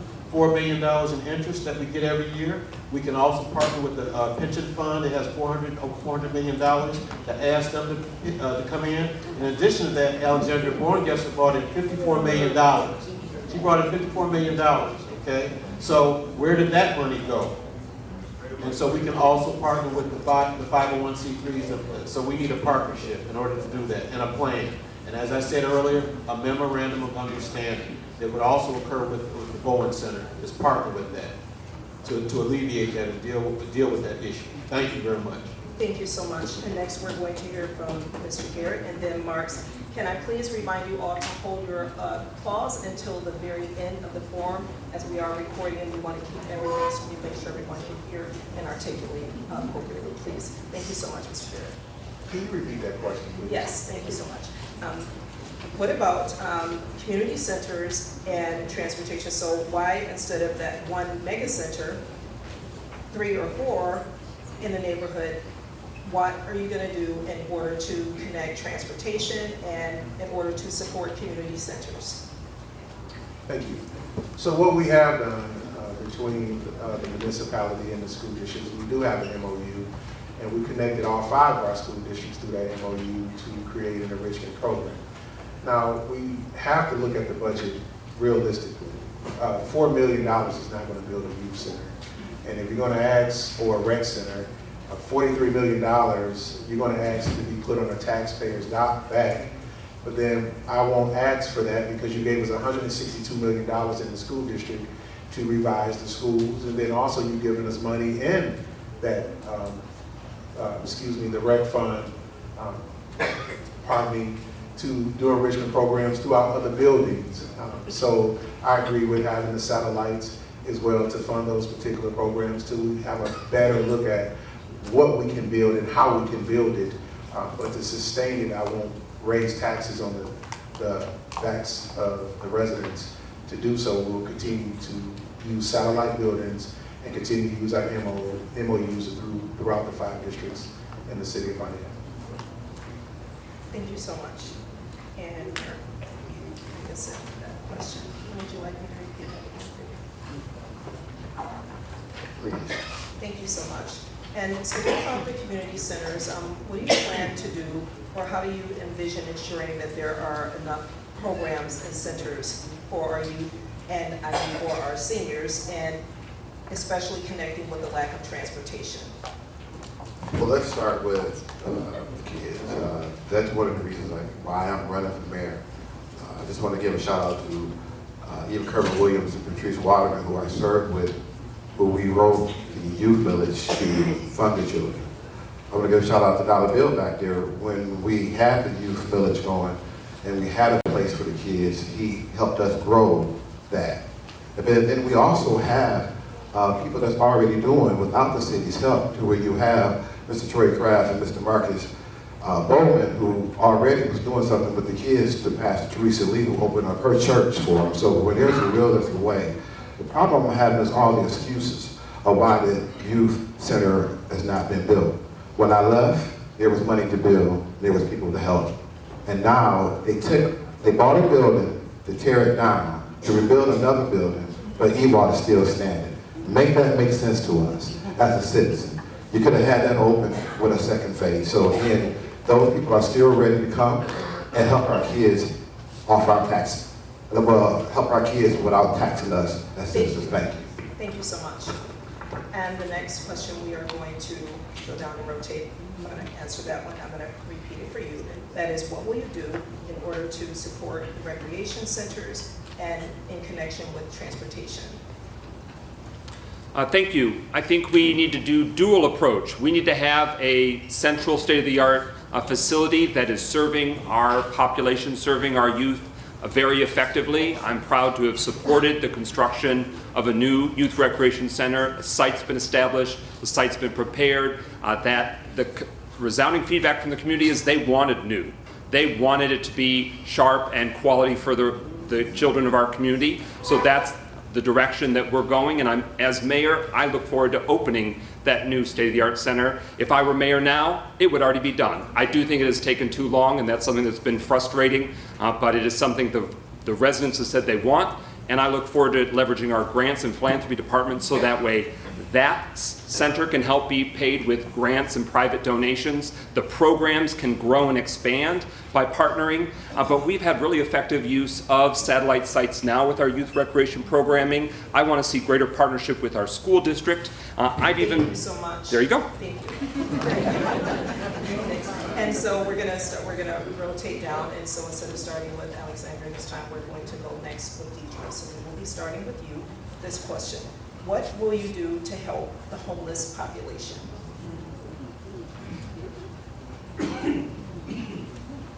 Homeless population, there are solutions for homeless populations. I want to point to some of the communities who have done that. I have a great admiration for, and I've traveled the country to different sites, and I see what's going on in California. Los Angeles is being covered with the homeless. And because there is a multiple approach, not only to help with the underlying problems, mental health issues, as well as finding affordable places to stay, and taking the red tape away from giving people affordability to stay in these places. We can do that right here in Pontiac. We have the resources, we have the connections with the county assists that we can do that. And Los Angeles, which was covered with homeless, I went back 4 months ago under the new mayor. Whole areas of the city have been cleaned up because they found appropriate places to place people and treat them like human beings, and not leave them to wander the streets. Some of them had mental and health problems. They also Thank you so much. collaborated with health agencies. Thank you. We're going to move on to Kermit. What do you plan to do in order to help the homeless population? And I'm just going to remind everybody, if you need me to repeat the questions again, please ask. The constituents really need you all to answer the questions as clear and concise as you possibly can, talking about Pontiac. because that's where we are right now. So can we please have you answer the question, what will you do to help the homeless population here in Pontiac, Michigan? Thank you. Thank you. Next. Amen to all of that. I'm an elder at New Mayoral. One of the things is I sat on, when I worked for Honor, on the Housing for Homeless task force, and we had to go and actually count people who were homeless. It's a huge problem. The city has to develop some extra dollars to do it. ARPA would have been a great way to take care of homeless. But then when you have people like the First Presbyterian Church that wanted to open up, the city can't be an impediment to making that happen. The second thing is we got to stop from having new homeless people. There's so many people in this room that's 1 or 2 paychecks away from being homeless right now, especially our senior citizens. And so the city has to have aid, and it has to go back to making sure that we're helping people stay in their homes. Nursing homes are way too expensive for our elderly population, and we need to make sure that the city's doing everything possible to invest in the people who have invested in us. Thank you so much. And next, Wendell, will you please answer the question? What do you plan to do in order to help the homeless population? I go back to the statistic of 26% of our population at or below poverty. We have buildings and facilities that we can use. We can partner with Oakland County. Why would we give Oakland County $50 million to move from Waterford to Pontiac? What are they doing for us? Oakland County should have some responsibility in order to help us. What did they bring to the table? What type of deal was negotiated to bring them and allow them to tear down the Phoenix Center? Which was a crown jewel in the center. But the bottom line is that we need partnerships and ask, sit down with the Oakland County executive. Okay, you got the Phoenix Center. What are you doing for us? We can identify properties that can be used in order to take those funds with the partnership with Oakland County and 501c3s. And we do have, and I said, we get past $4 million in income. Investment income every year. That could also be leveraged to do that, to make those properties available. But what did Oakland County give us to tear down the Phoenix Center, I ask you? Thank you so much. Next, Mr. Garrett, what will you do in order to help the homeless population?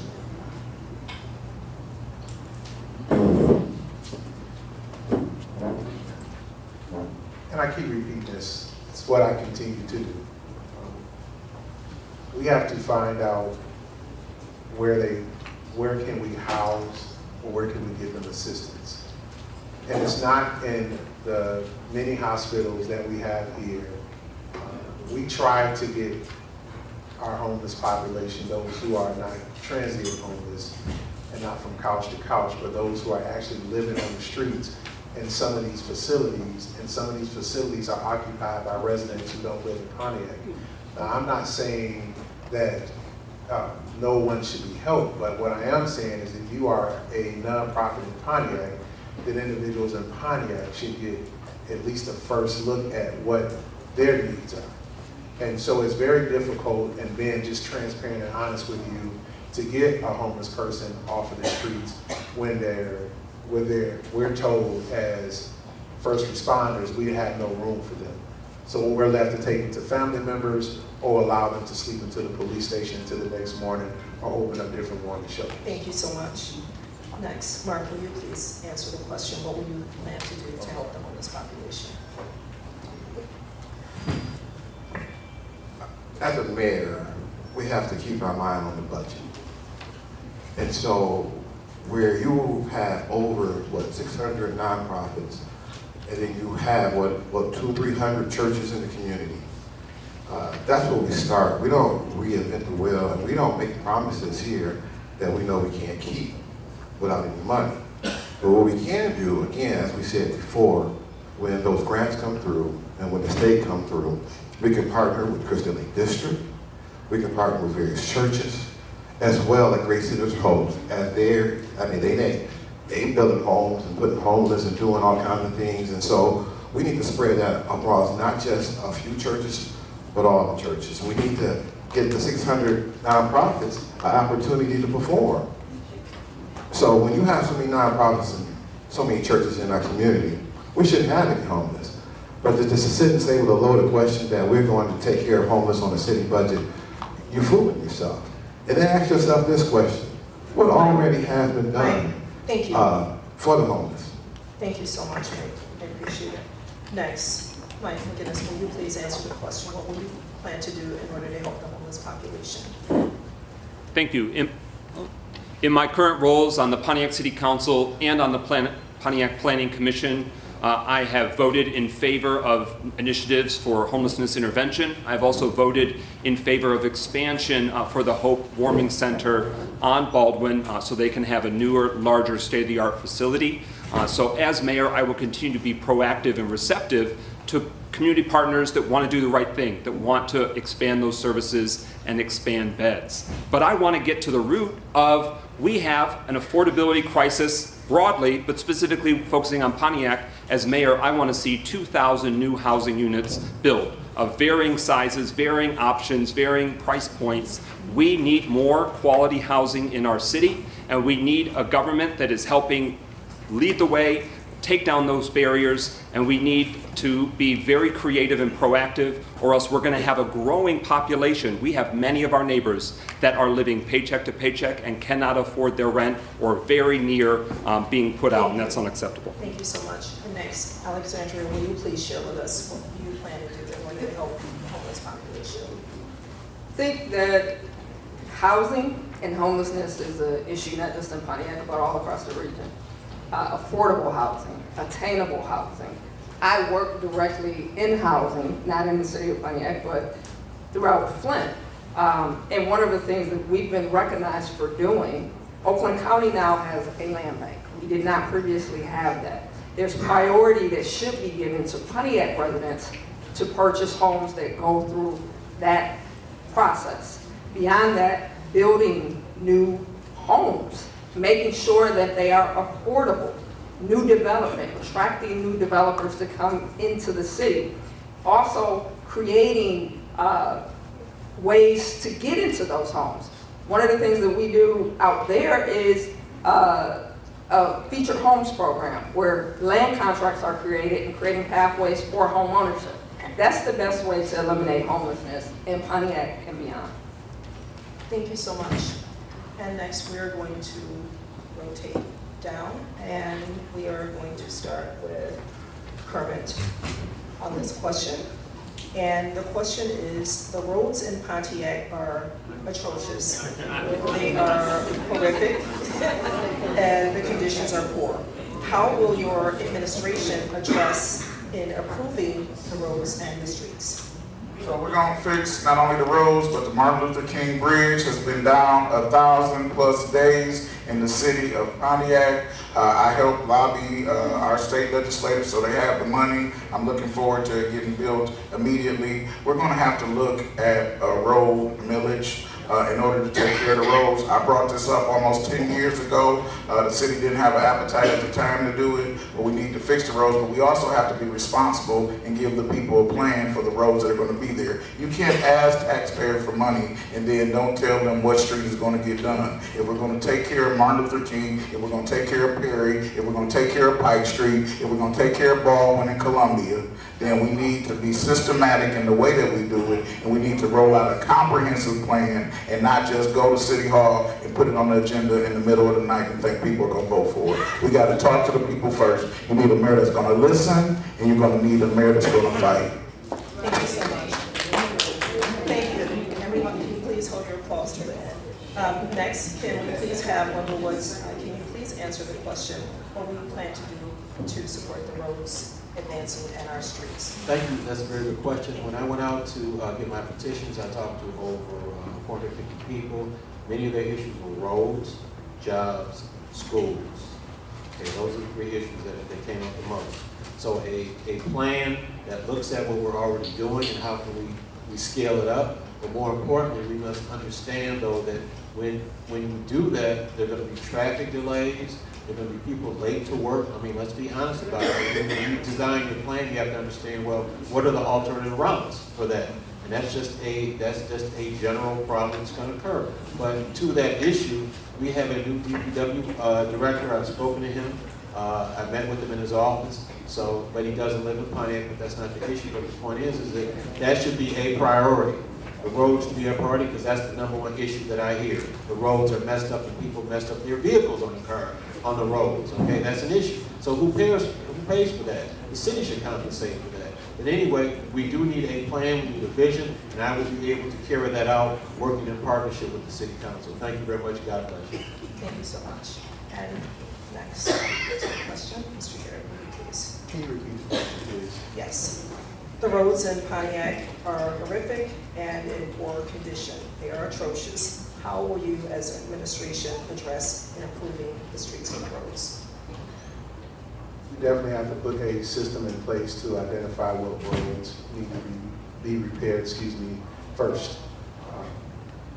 We'll do it by district, and then partner with the city council to help them help to identify what roads need to be fixed, and then to figure out what do we have in the budget to start fixing the roads. If there's a millage that needs to go out, then that plan of fixing the roads, it's put out first before we can even ask the residents to even go into their pockets again. We know the roads need to be fixed, but we need to have a strategic action plan around how we fix them, when we fix them, what time they're going to be fixed, and a plan to making sure that if the money, all the money is not used, that it goes back to the taxpayers as it relates to fixing these roads or asking for another bond. Thank you so much. Thank you. And Mark, will you please share with the constituents what is your plan in helping to support fixing the roads and the streets?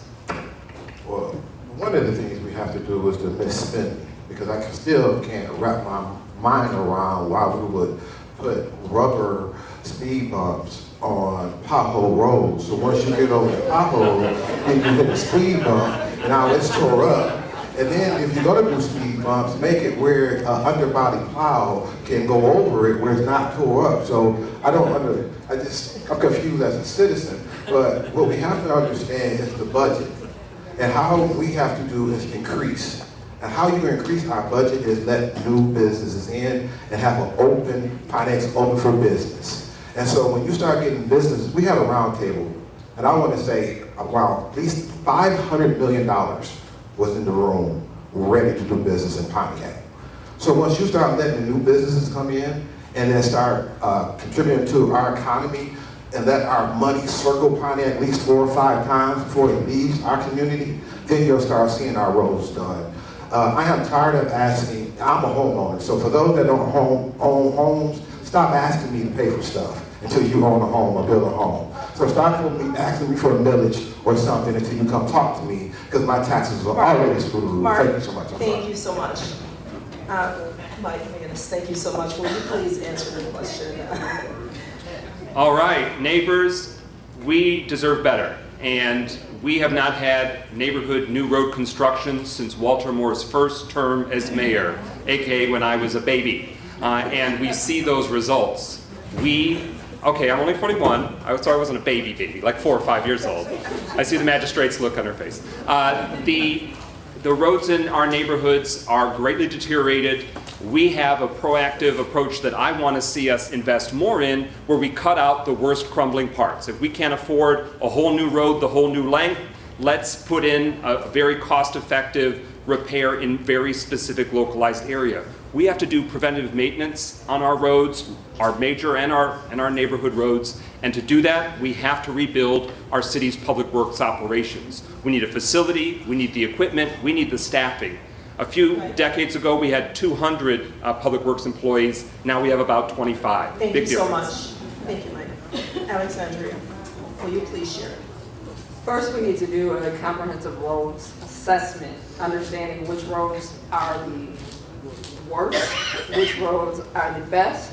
Beyond that, understanding and recognizing which roads are handled by Oakland County, which roads are handled by the state of Michigan. And in each of those instances, what resources are available to us to address the necessary needs to improve those roads. What we're hearing as well is 2 things that I've heard from other candidates, and I think that's great, and I'm not doing it as an attack. Either we take out a road millage and we're passing on the cost to our residents, to each of us, or either we recognize that we don't have the funding to address it, and that's why it has gone without being addressed for so long. But we need to continue to think outside of the box, to try to attract industry into our city, because if we can raise our tax revenue, then we would have more funding, not just to address the roads, but to address all the other concerns and issues that we have as residents and improve our quality of life. Thank you so much. And next, Deidre. If you talk to people in the community, there's two things that they are top priorities: the roads and safety. So we have not spent money and prioritized roads for a long time. We get a certain amount from the state, from others 52, but we know ever since I was mayor, when we did an assessment of the state of the roads, we need. In the back, if you be quiet. Sorry. Okay. We need right now $300 million for our local roads and $400 million for our major roads. That's what we need. And so there needs to be a plan. Somebody needs to sit down and work out what is the long-range capital plan to do that. Last year they tried to sneak in a $140 million bond for roads, but they didn't say what order it was. There was no plan. So it didn't make sense, and it wasn't wise to put that burden on those people's back if you didn't have a plan for how you're going to use that. Thank you so much, Deidre. I'm going to remind each one of you, you have 1 minute. Please watch the timer when she holds it up, just respectfully, so I don't have to cut you off. I really want to give you all an opportunity to answer the questions, because the constituents have literally lived, this is on fire right here, and I really want to get to all of them. So next, can we please have Kermit, will you please answer the question? I answered the question already, but it's called the PACER rating. For everybody who wants to know what the roads are rated, all of the roads are bad. So it doesn't matter which one you look at or pick first. We can start at Telegraph and work our way to Updike, or we can start at South Boulevard and work our way to Walton. Either way, we got to fix all of Pontiac. But I'll take that off my next question. Thank you. Thank you so much. Next. Okay, so the very next question is, we've heard a lot about what you will do, what you want to do. What have you done over the past 4 years, period, while you are in your respective positions? And what will your first 90 days look like in office? I know that's a big question, so just think about that for a second and try to get that high and tight as you can. What will your first 90 days look like in office, comparing what have you been doing for the last 4 years in your roles, respectively, for the city of Pontiac? So what have you been doing, and what do you plan to do if you become mayor in your first 90 days?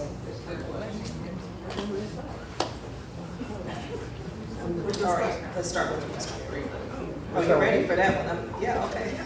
We're going to start with you. We'll start at the beginning, go right down the line. I appreciate it, and I thank you so much Yep, you're welcome. for that. Over the past 4 years, what I've been doing is I've been the middleman for a lot of the conversations that you hear between councils and the executive office as it relates to what they say that they do. And so being a middleman is that you execute what you think the promises are. And so it's never really, well, I digress. When, as a law enforcement officer, as an educator, I represented Pontiac on the state and national level. And so I have a wide range of abilities and assets to bring back, and I continue to use currently in my current role in the city, whether it's managing over $100 million budgets, whether it's creating programs between municipalities and school districts. There are several opportunities that we've had, and that what I've done throughout the work. A minute is not going to give us that ability to do so, and I'll see you outside after this is over. We'll continue. Thank you so much. Mark. I just want to say for the record that a minute is not fair for some of these loaded questions that you are asking of us. So I just want to... You know what, we would like to thank the League of Women Voters, because we do have a structure, we do have a policy and a procedure. So, as moderator, you can choose to go longer. So, as you're answering the questions, we'll watch the time, and I'll give you guys a few more minutes, but just be mindful of the person next to you needing to answer the question. So just, I'm going to let you have autonomy over being respectful over your neighbors. Go ahead and answer the question, please. It won't take that long for me. Thank you so much. Second part, if blessed with being mayor of this great city, we're gonna put together a team, and we're not gonna move in our feelings. We're gonna ask some of these people that sitting up here, how can we come together like I did with our city council on them? So when I won for city council, and those that ran against me that didn't win, we still came together and still built one of the best districts in District 5. And then the other part to your question, my role, I've been taking care of that pretty woman over there called my wife. I've been putting my kids through college and working at UWM as mortgage. So that's what I've been doing. And then the last part to that question, men of Pontiac, we call it MIP, we have formulated men of Pontiac to try to help with some of the roles in the city of Pontiac. And again, when I mentioned before, we had over $500 million sitting in the room that's willing to invest to move our city forward. And so our goal now is to try to make our money circulate the city 4 times before we leave, so we don't have to ask people to help us, we can help ourselves. Thank you so much. I appreciate that. Thank you so much. And next, Mike McGinnis, will you please share what you have been doing over the last 4 years and what you plan on doing in your first 90 days? Thank you. Over the last 4 years, well, 3+, I've been a member of the City Council representing the East Side in District 7, serving the 8,000 plus constituents directly. But I've also been in the role chosen by my council colleagues to lead the legislative branch. And so many hours, many meetings. Many of you have peeped some of them or been there firsthand. Work to help lead those meetings, preside, and handle the people's business. We've moved the needle on a lot of different initiatives, but there's still so much work to be done. And so, for the work to come, in my first 90 days as mayor, I want to, when we know the dust has settled and the election results, should I be blessed with that opportunity, I want to get started even before the term begins to build the team. Because what you need for a successful city government is a fully staffed, cohesive team that's moving together. And that's something that we need to have in place early so that we can make our decisions made quickly and move us forward faster, because we've got too much work to do. Thank you so much. Alexandria, and will you please share with us what you've been doing over the past 4 years and what you plan to do in your first 90 days? Thank you. I ran for mayor 4 years ago. I did not win. It was probably one of the best things that could have happened to me. Why, could you ask? For the past 4 years, I drive an hour to work every day. I drive an hour to work back every day. I've been working, I've been learning, I've been creating partnerships and building relationships. $30 million community center, $20 million new high school in partnership with the CEO of Rocket, $6 million grocery store by local pastor, new housing, new developments all throughout that community. I want to bring that expertise, those relationships, those partnerships back home. My first 90 days in office, I will aggressively sit down with our state and our federal legislators. I will engage lobbyists. I will make sure that we don't leave a single penny on the table that can be used for our residents. We got to, again, start leveraging and not just putting everything on our taxpayers shouldering the burdens. And also, I'm at time. I'll talk about it later, I guess. Thank you so much. And next, can we have Deidre? Will you please share what you've been doing for the last 4 years and what you plan to do in your first 90 days elected? The last 4 years, there's been a lot of things, including working on the Governor's Council to help Black and Brown communities thrive economically. But I also been, unlike previous mayors, I guess, I continue to stay involved in the issues of the city, and have gone to advocate for some of the things I think should be happening. But one of the things I would do in the first 90 days, and my 90 days, everything goes on at the same time when you're running the city. So I can only talk about one thing in 1 minute. But the first thing I would do is look at that ARPA money, where that ARPA money has gone, $37.7 million that I thought to bring into the city, that was supposed to go to help to revive the communities. And we wanted it, my hope was that it was going to help our citizens and homeowners and our small businesses. And so far, it's been there for 3 years, and so little of it has gone to our citizens. And I like some of you who've gotten that $25,000 to fix your homes. I'm happy for you. But there should have been hundreds of people who should have gotten that. That's the way I had planned it, and that's what I fought for. So I'm going to look at that first thing. Thank you so much. Can you repeat the question? Yes. Can you please share what you have been doing over the past 4 years and what you plan to do if elected in your first 90 days? No man is an island, so I'll say what we've been doing over the last 4 years.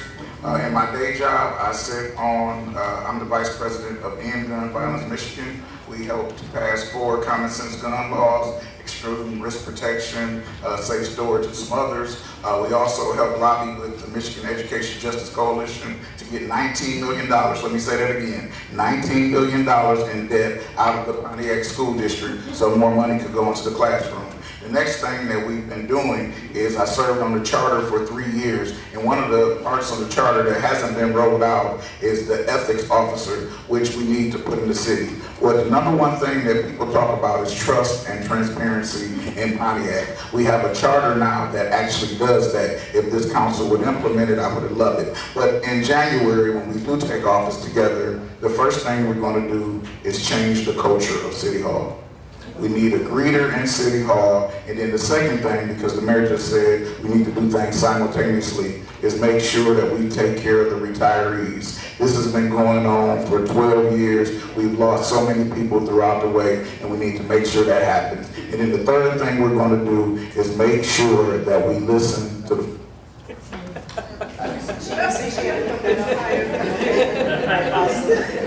Thank you so much. And can we please wrap up? Thank you very much. In 2021, I was very blessed to have Alexandria Riley come to my house and interview her. I was told by a former administrator to talk to her and want to get involved, so I did interview her at my house. I had some questions. I looked at her account, her financial statements, and I talked to some people about her. Did the same thing for for Mr. Grimel. I interviewed him a month before the general, so I had an opportunity to speak to both of them. And with all due respect, I didn't vote for either of them. So that was one of the things I did. In addition, lastly, I've been doing 28 FOIA requests, following the cash balances, the ARPA money, following all the major accounts, the MLK Bridge, all those. I've got more FOIA requests, and they know me down in the city clerk's office. In addition, I've also been going to the CDC Bob Bass's meetings, listening. I've been listening. I did surveys at the library. I've been listening to people constantly. In addition, I worked on the appeal. I actually presented for city council appeal to put the gas station at the Thank you so much. So, thank you. I'm going to go ahead and wrap that one up.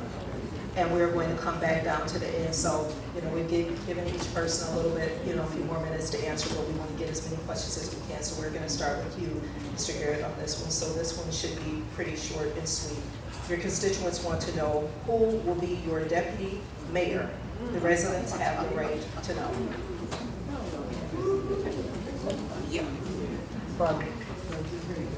When I'm elected as your next mayor, I'm actually looking at processes throughout the country, but then also individuals who have served in the city. It is too soon to make that choice at this particular point in time. I'm not in the habit of telling people what they want to hear in a sense, but we have to be very, very, very, very strategic in who the deputy mayor is, because that person truly has to be a solid backbone to be able to run the day-to-day operations and carry the vision that's set forth by the mayor as we are working with city council to move our city forward. But I will assure you that that person will identify and know every single thing that's necessary to know about our residents in Pontiac, Michigan, how we operate, how we move, and how we execute who we are throughout not just this region, but throughout this state. Thank you so much. Mark, will you please answer the question?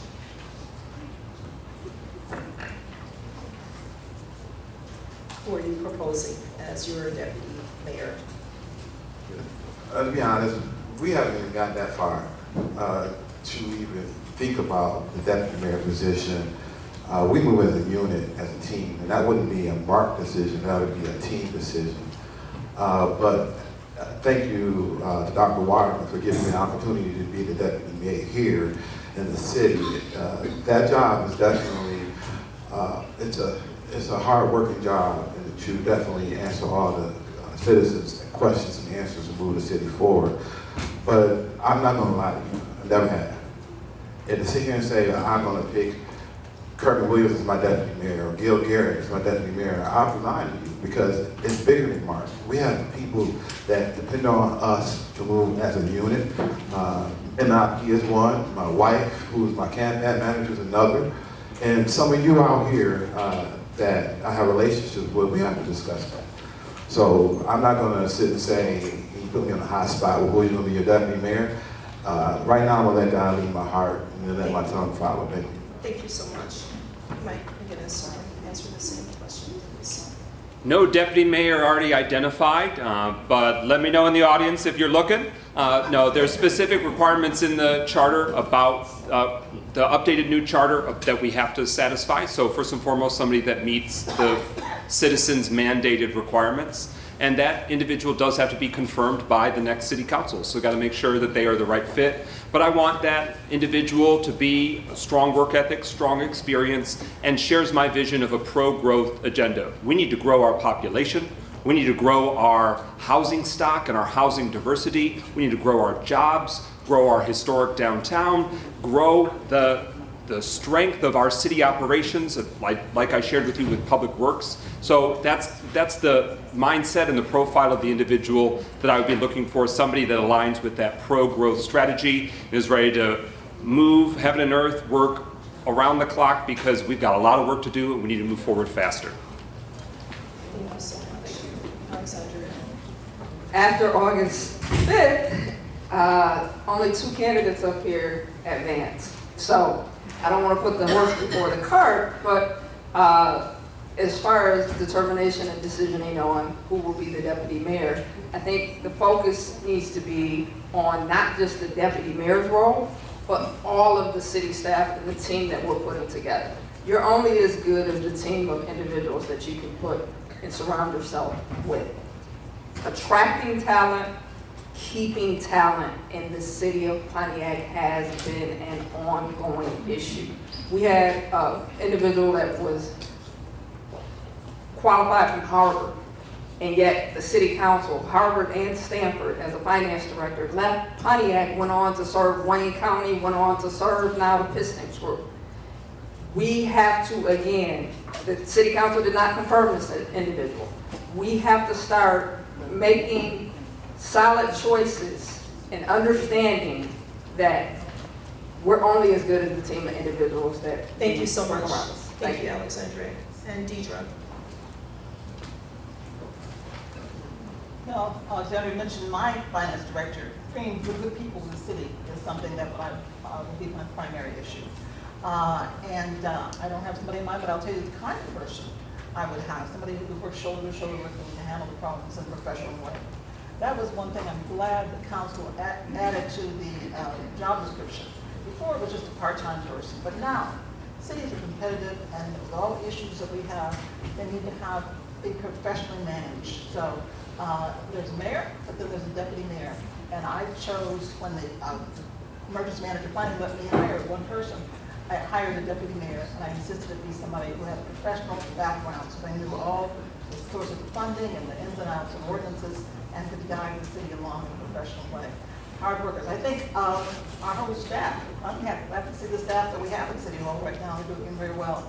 And Mr. Holland, as I said, I gave him a chance to come in and try out because he said he knew all about government, and so he came in and found out, oh, this is harder work than I thought. So I think he learned so much. I think he learned a lot.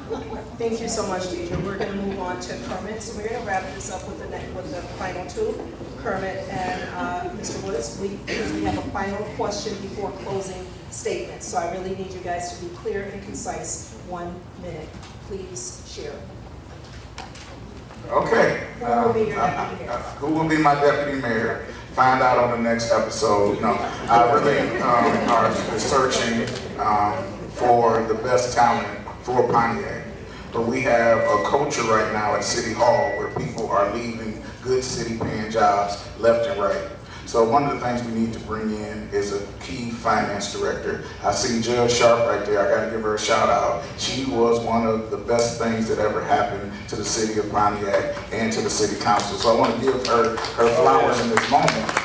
But it speaks to people who wouldn't even listen to her when we left, and now she's a judge in Wayne County.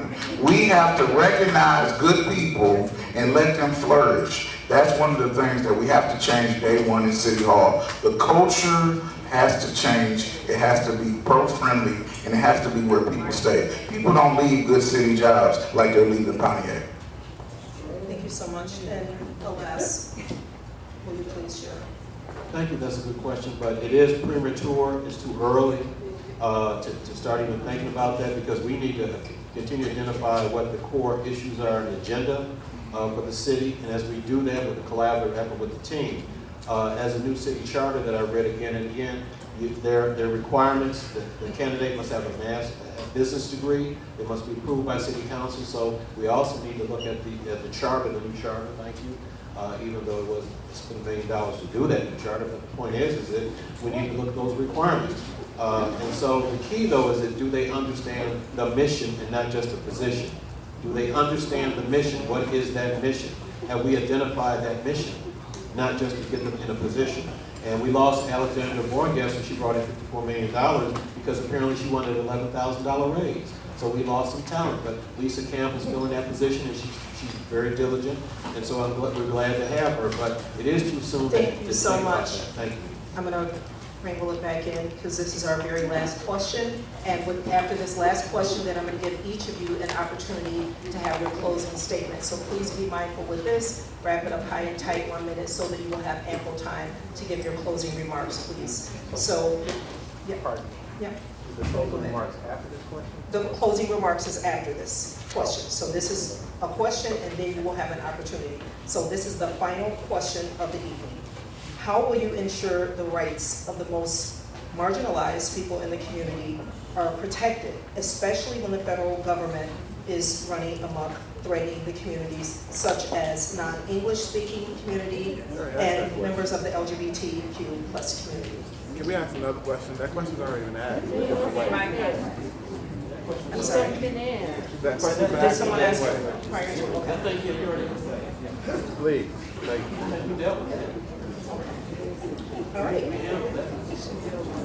All right. Let's see. Let's check with this one.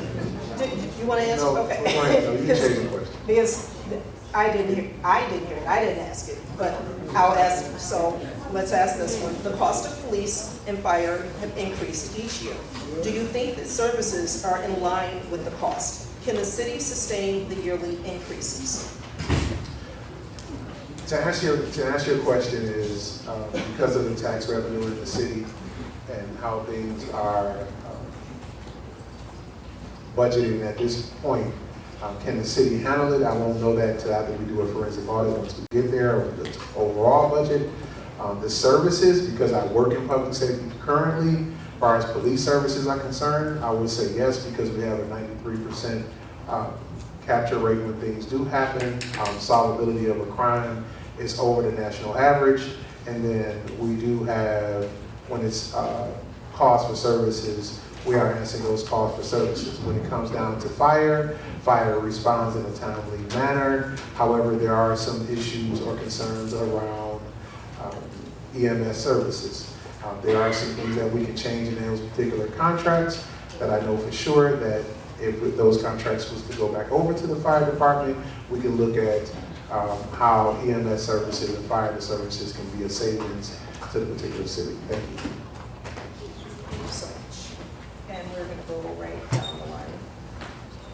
So we're going to be answering the question, do you plan to do about fire and city services? First of all, I want to establish, I didn't mean to put her out against the rules, but that question was already answered, so I didn't mean no disrespect. Okay, that's okay. And you know what? And just so that I can be clear and concise for whoever the constituent was that answered the question, who may likely be a member of the LGBT community, I know specifically that I didn't answer the question. So, I just want to be mindful that the question was not answered. So we did answer respective to race and diversity, but since that is a part of diversity, someone asked that specific question, and so they can note that as a constituent that they would still be looking to have you all answer that off to the side. Thank you. Very much.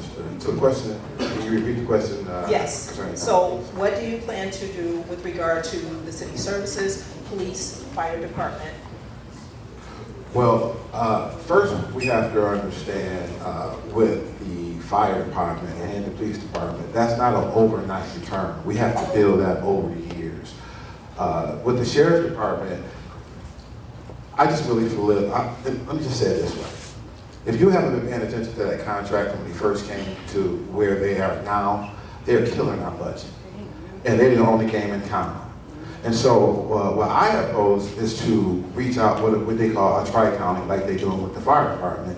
I'm going to Arbor Hills, I'm going to Waterford, and I'm going to Bloomfield, police departments, and I'm going to ask them what they zone of our city, if need be, to give us the services. So when we go to the sheriff in contract time, and they're not willing to budget and move and give us those savings because it's killing our budget, then we'll partner like we did with the fire department. But no, we cannot sustain how we're moving with all our contractors taking up all our money. Thank you so much. Thank you so much. Mr. McGinnis, will you please answer the question? Thank you. There are 2.5 years left on our current sheriff department contract, so who you elect for mayor and the next city council, they will definitely have that come up during their time serving you. We also have the Waterford Regional Fire Department contract coming up in a matter of months. So that'll be something that comes before your current city council. We got to make sure the prices are realistic, the services are quality, and whether we want to expand the number of fire inspectors. That's what I'll be looking at, so that way we can make sure that we are continuing to move the process forward, protecting our residents, and the costs are serious. Whether we have in-house or contract out, over half of our general fund budget goes to police and fire. So we got to get it right, we got to be strategic, and we've got to be clear-eyed and communicate to the public about what the costs are. We've been able to bring back community policing and keep it in the contract. We have to just be making sure that every contract is serving us well, and I want to rebuild and reopen our fire department. Those are our buildings, the fire station on South Boulevard, to serve the South Side better. Thank you so much, Alexandria. Thank you. When we switched from Pontiac Police and Pontiac Fire Department, and we outsourced our city services, outsourced our public safety, there were supposed to be cost-saving measures in place from doing that. We were supposed to save money. So one of the things that has happened moving forward is, of course, the cost of living and costs rise and continue to go up. But within a lot of our contracts, we contract out many city services. There are non-compete conditions within those contracts where we can't bring back. We can't compete for grants or opportunities to bring something back against that contract that we're already in. The first thing is making sure that when we sit down and we renegotiate these contracts, we leave ourselves open to bring back services if it makes sense. And we want to make sure we're saving funding and not jeopardizing. I think everybody would want police and fire back, but we're not jeopardizing. Thank you. Thank you so much. Deidre. One of the things that the city was sorry to lose was its own sheriff and fire department. And so when I got into office, I said, I promised people that when we got financially stable again, I would do a feasibility study periodically to see when it was feasibly appropriate to bring those departments back. And right now, it's not.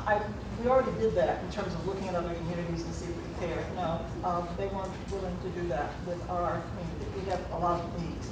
And at the level of technology that we want, it takes, for some of these advanced fire trucks, $500,000 to buy those. And with our budget and our priorities, that just was not feasible. So maybe someday, but right now, we just want to get the best deal we can. And one of the things we can do, and that I did do, was if we had with Waterford Alliance, I at least wanted one of our own to be captained with substation, and they do that for us, with Captain Ewing. Also, I wanted to make sure that a lot of our youngsters could be trained as cadets for the fire department and for the sheriff's department, and that's what I've insisted on. Thank you so much. Herman. I'm the only one that was sitting when these transitions happened. And so I saw our city gutted from all of our major services. And at this point, one of the things that we really have to look at is what is the quality of the services that we're getting. We have not done a community survey. All of this is anecdotal stuff that these people are telling you. we've got the police, we've got the sheriff. We know that their contract is $19 million. We don't know how many officers are over-policing young black boys in Spring Lake. We don't know, because we haven't talked to the community in a way to make that really feasible. So you can't compare or say we're going to get rid of a service before we even look at if the service is working to the best of our ability. So that's one of the things that we have to do. But we also have to have a succession plan. Thank you so much. And lastly, Mr. Woods. Thank you. This is a very important question. I've had citizens question me, ask me about why, even at the mall, Lakeside Mall, asking me, why do we have the Oakland County Sheriff? Why do we have local police? I've had that question asked me. The number 17 million, $19 million for the police, $9 million for fire, that's what, $30 million out of a $60 million budget? This is what percentage is that? But more importantly, should we be looking at self-determination? Should we adopt a policy looking at how we can have people that live in the city to provide community services and law enforcement? Because I spoke to a gentleman who lived in Dearborn. I spoke to him about an issue I had, and he talked to me like I had a hearing problem. I asked him, he's a police officer, and I asked him where he lived, and he told me he lived, without respect, he didn't live here. So that goes to accountability. If you don't have any skin in the game, and you're in law enforcement and you carry a gun and a badge, are you the right person to be providing services to some members that are traumatized? Thank you so much. And so now we are preparing for our closing statements. That concludes our time for questions. We'll now move straight into the closing statements. Candidates will have 1 minute.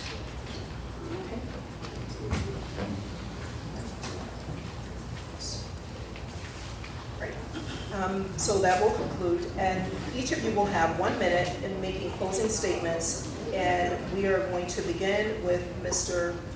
Woods. Thank you. Thank you for the opportunity. I appreciate it. This election that we have is critical. Together we can, together we will.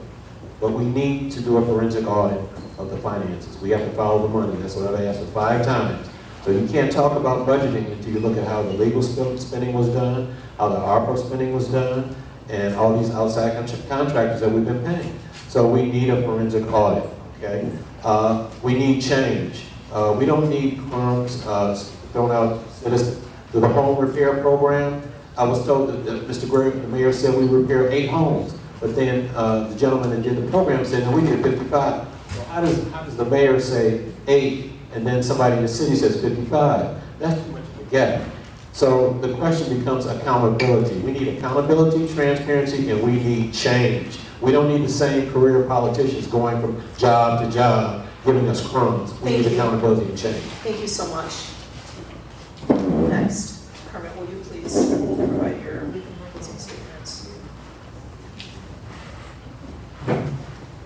Thank you so much again, League of Women Voters. Let's give a hand for all of them that put this together, all of the organizations, because this is crucial for this to happen. And thank the World Renowned Golden Opportunity Club for letting us stay in your house almost all night.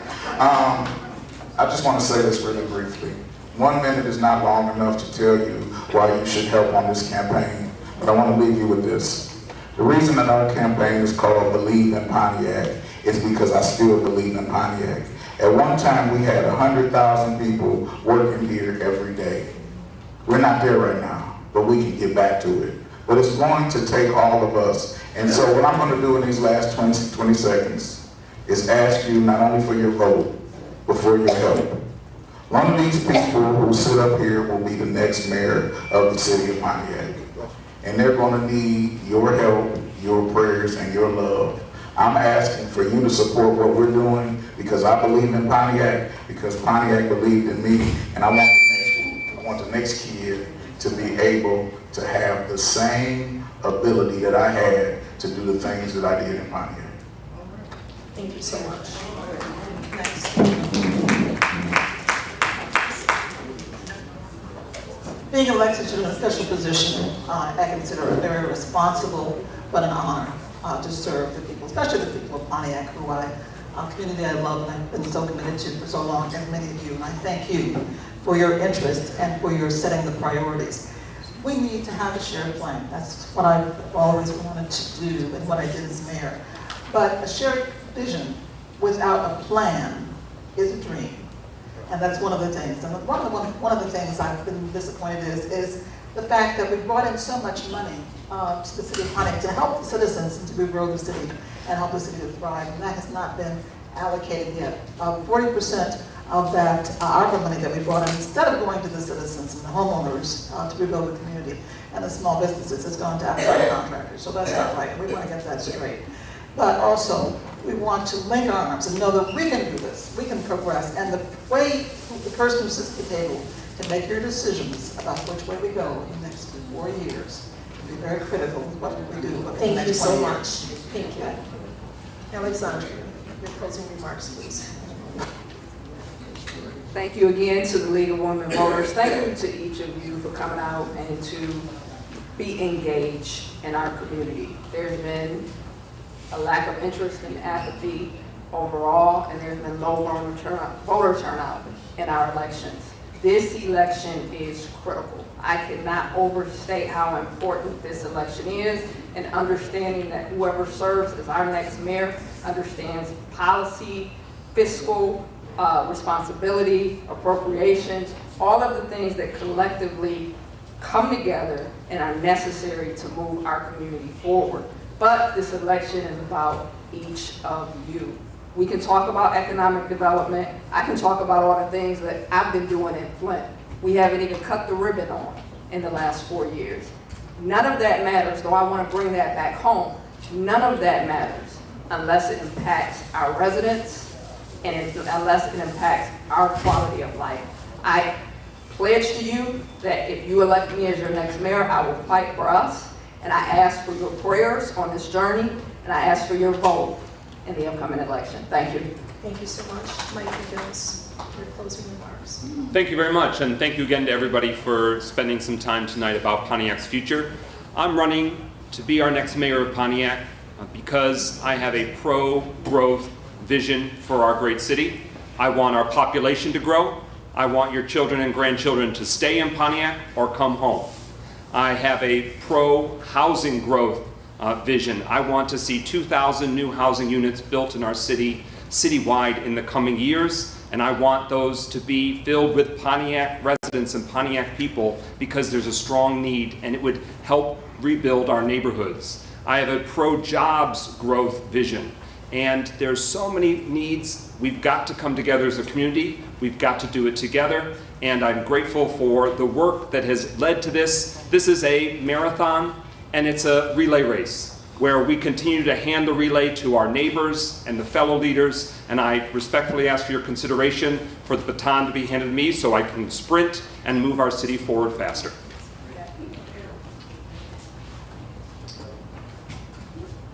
Your closing remarks, please. First of all, I'd like to shout out Judge Angelina Scruggs in the house, ninth grade. We'd like to appreciate her. We'd like to shout out, I see you down there, Monique. You're always a good judge. Shout out to the President, Patrice Waterman, and all the elected, former elected officials. I see you over there, Mel, Mr. North Cross. Listen, I'm just going to leave it like this. Pay attention to what they say, and then watch what they do. And then see what they've done for you this far. And then look, and then drive around your community and tell me if they're lying to you or not. I'm a businessman. We have businesses ready to come here and do business. We are open for business. Of course we're going to take care of the seniors. Of course we're going to take care of the youth. That's our job.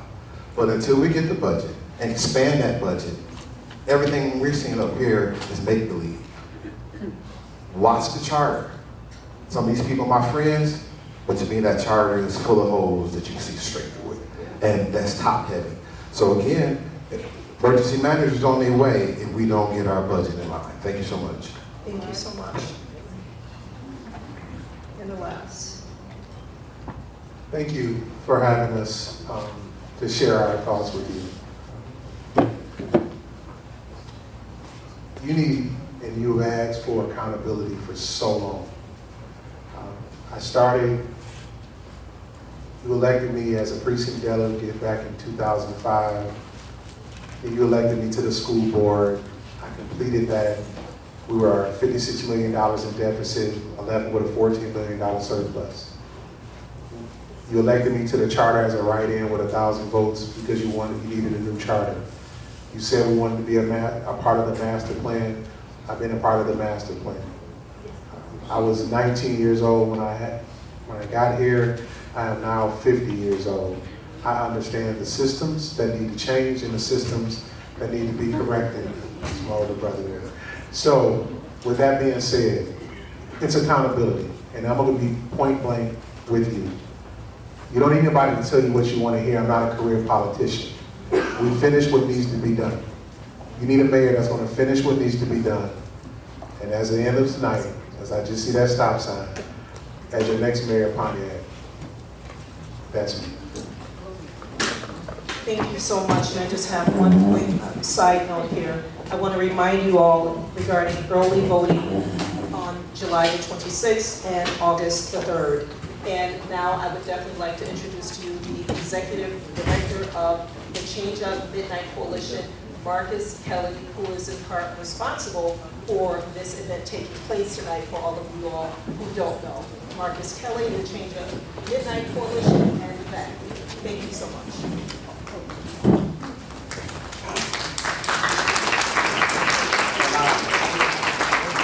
Now, let's give another round of applause for Mayoral.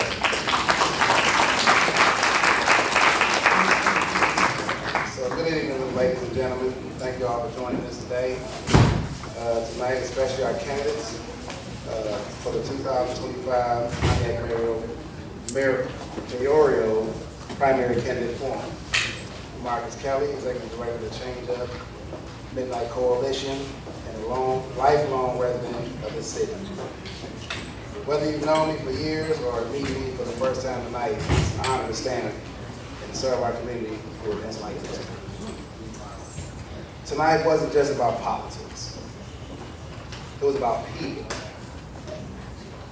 It was about you, the residents of Pontiac, and your right to make an informed decision about the future leadership of our city. Our goal was simple: to provide an honest, unfiltered opportunity to hear directly from the individuals seeking to lead Pontiac.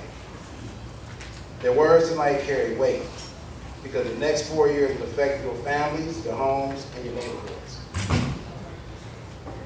As you reflect on what you've heard, I encourage you to ask yourself, does this candidate represent my values? Does this candidate represent my values? Are they prepared to lead our city with integrity, vision, and accountability? Do their priorities reflect what matters most to me and my community? This forum is more than just a political event. It's a vital part of shaping our shared future. Before we conclude, I'd like to extend a sincere thanks to the organizations who made this night possible. Of course, the Change Up Midnight Coalition, but the League of Women Voters Oakland area. Where y'all at? Yes. Jews for Secular Democracy, Michigan League of Conservative Voters, Michigan Roundtable for Diversity and Inclusion, Mother and Justice in the House, Northern Oakland County Branch NAACP, Voters Not Politicians, Voter Access for All Coalition, and When You Vote, I Win. Thank you again for your time, your voices, and your commitment to Pontiac. Good night, and let's continue building the future we can all be proud of. Don't forget, early voting is July 26th to August 3rd. Excuse me, thank you everyone. There's an orange form that you received. We really would appreciate you filling this out so that we can know how we did. And we can also understand if you'd like to see a city council form. So if you please fill these out and just drop them off at the table in the very back. She's waving her hand. Thank you so much.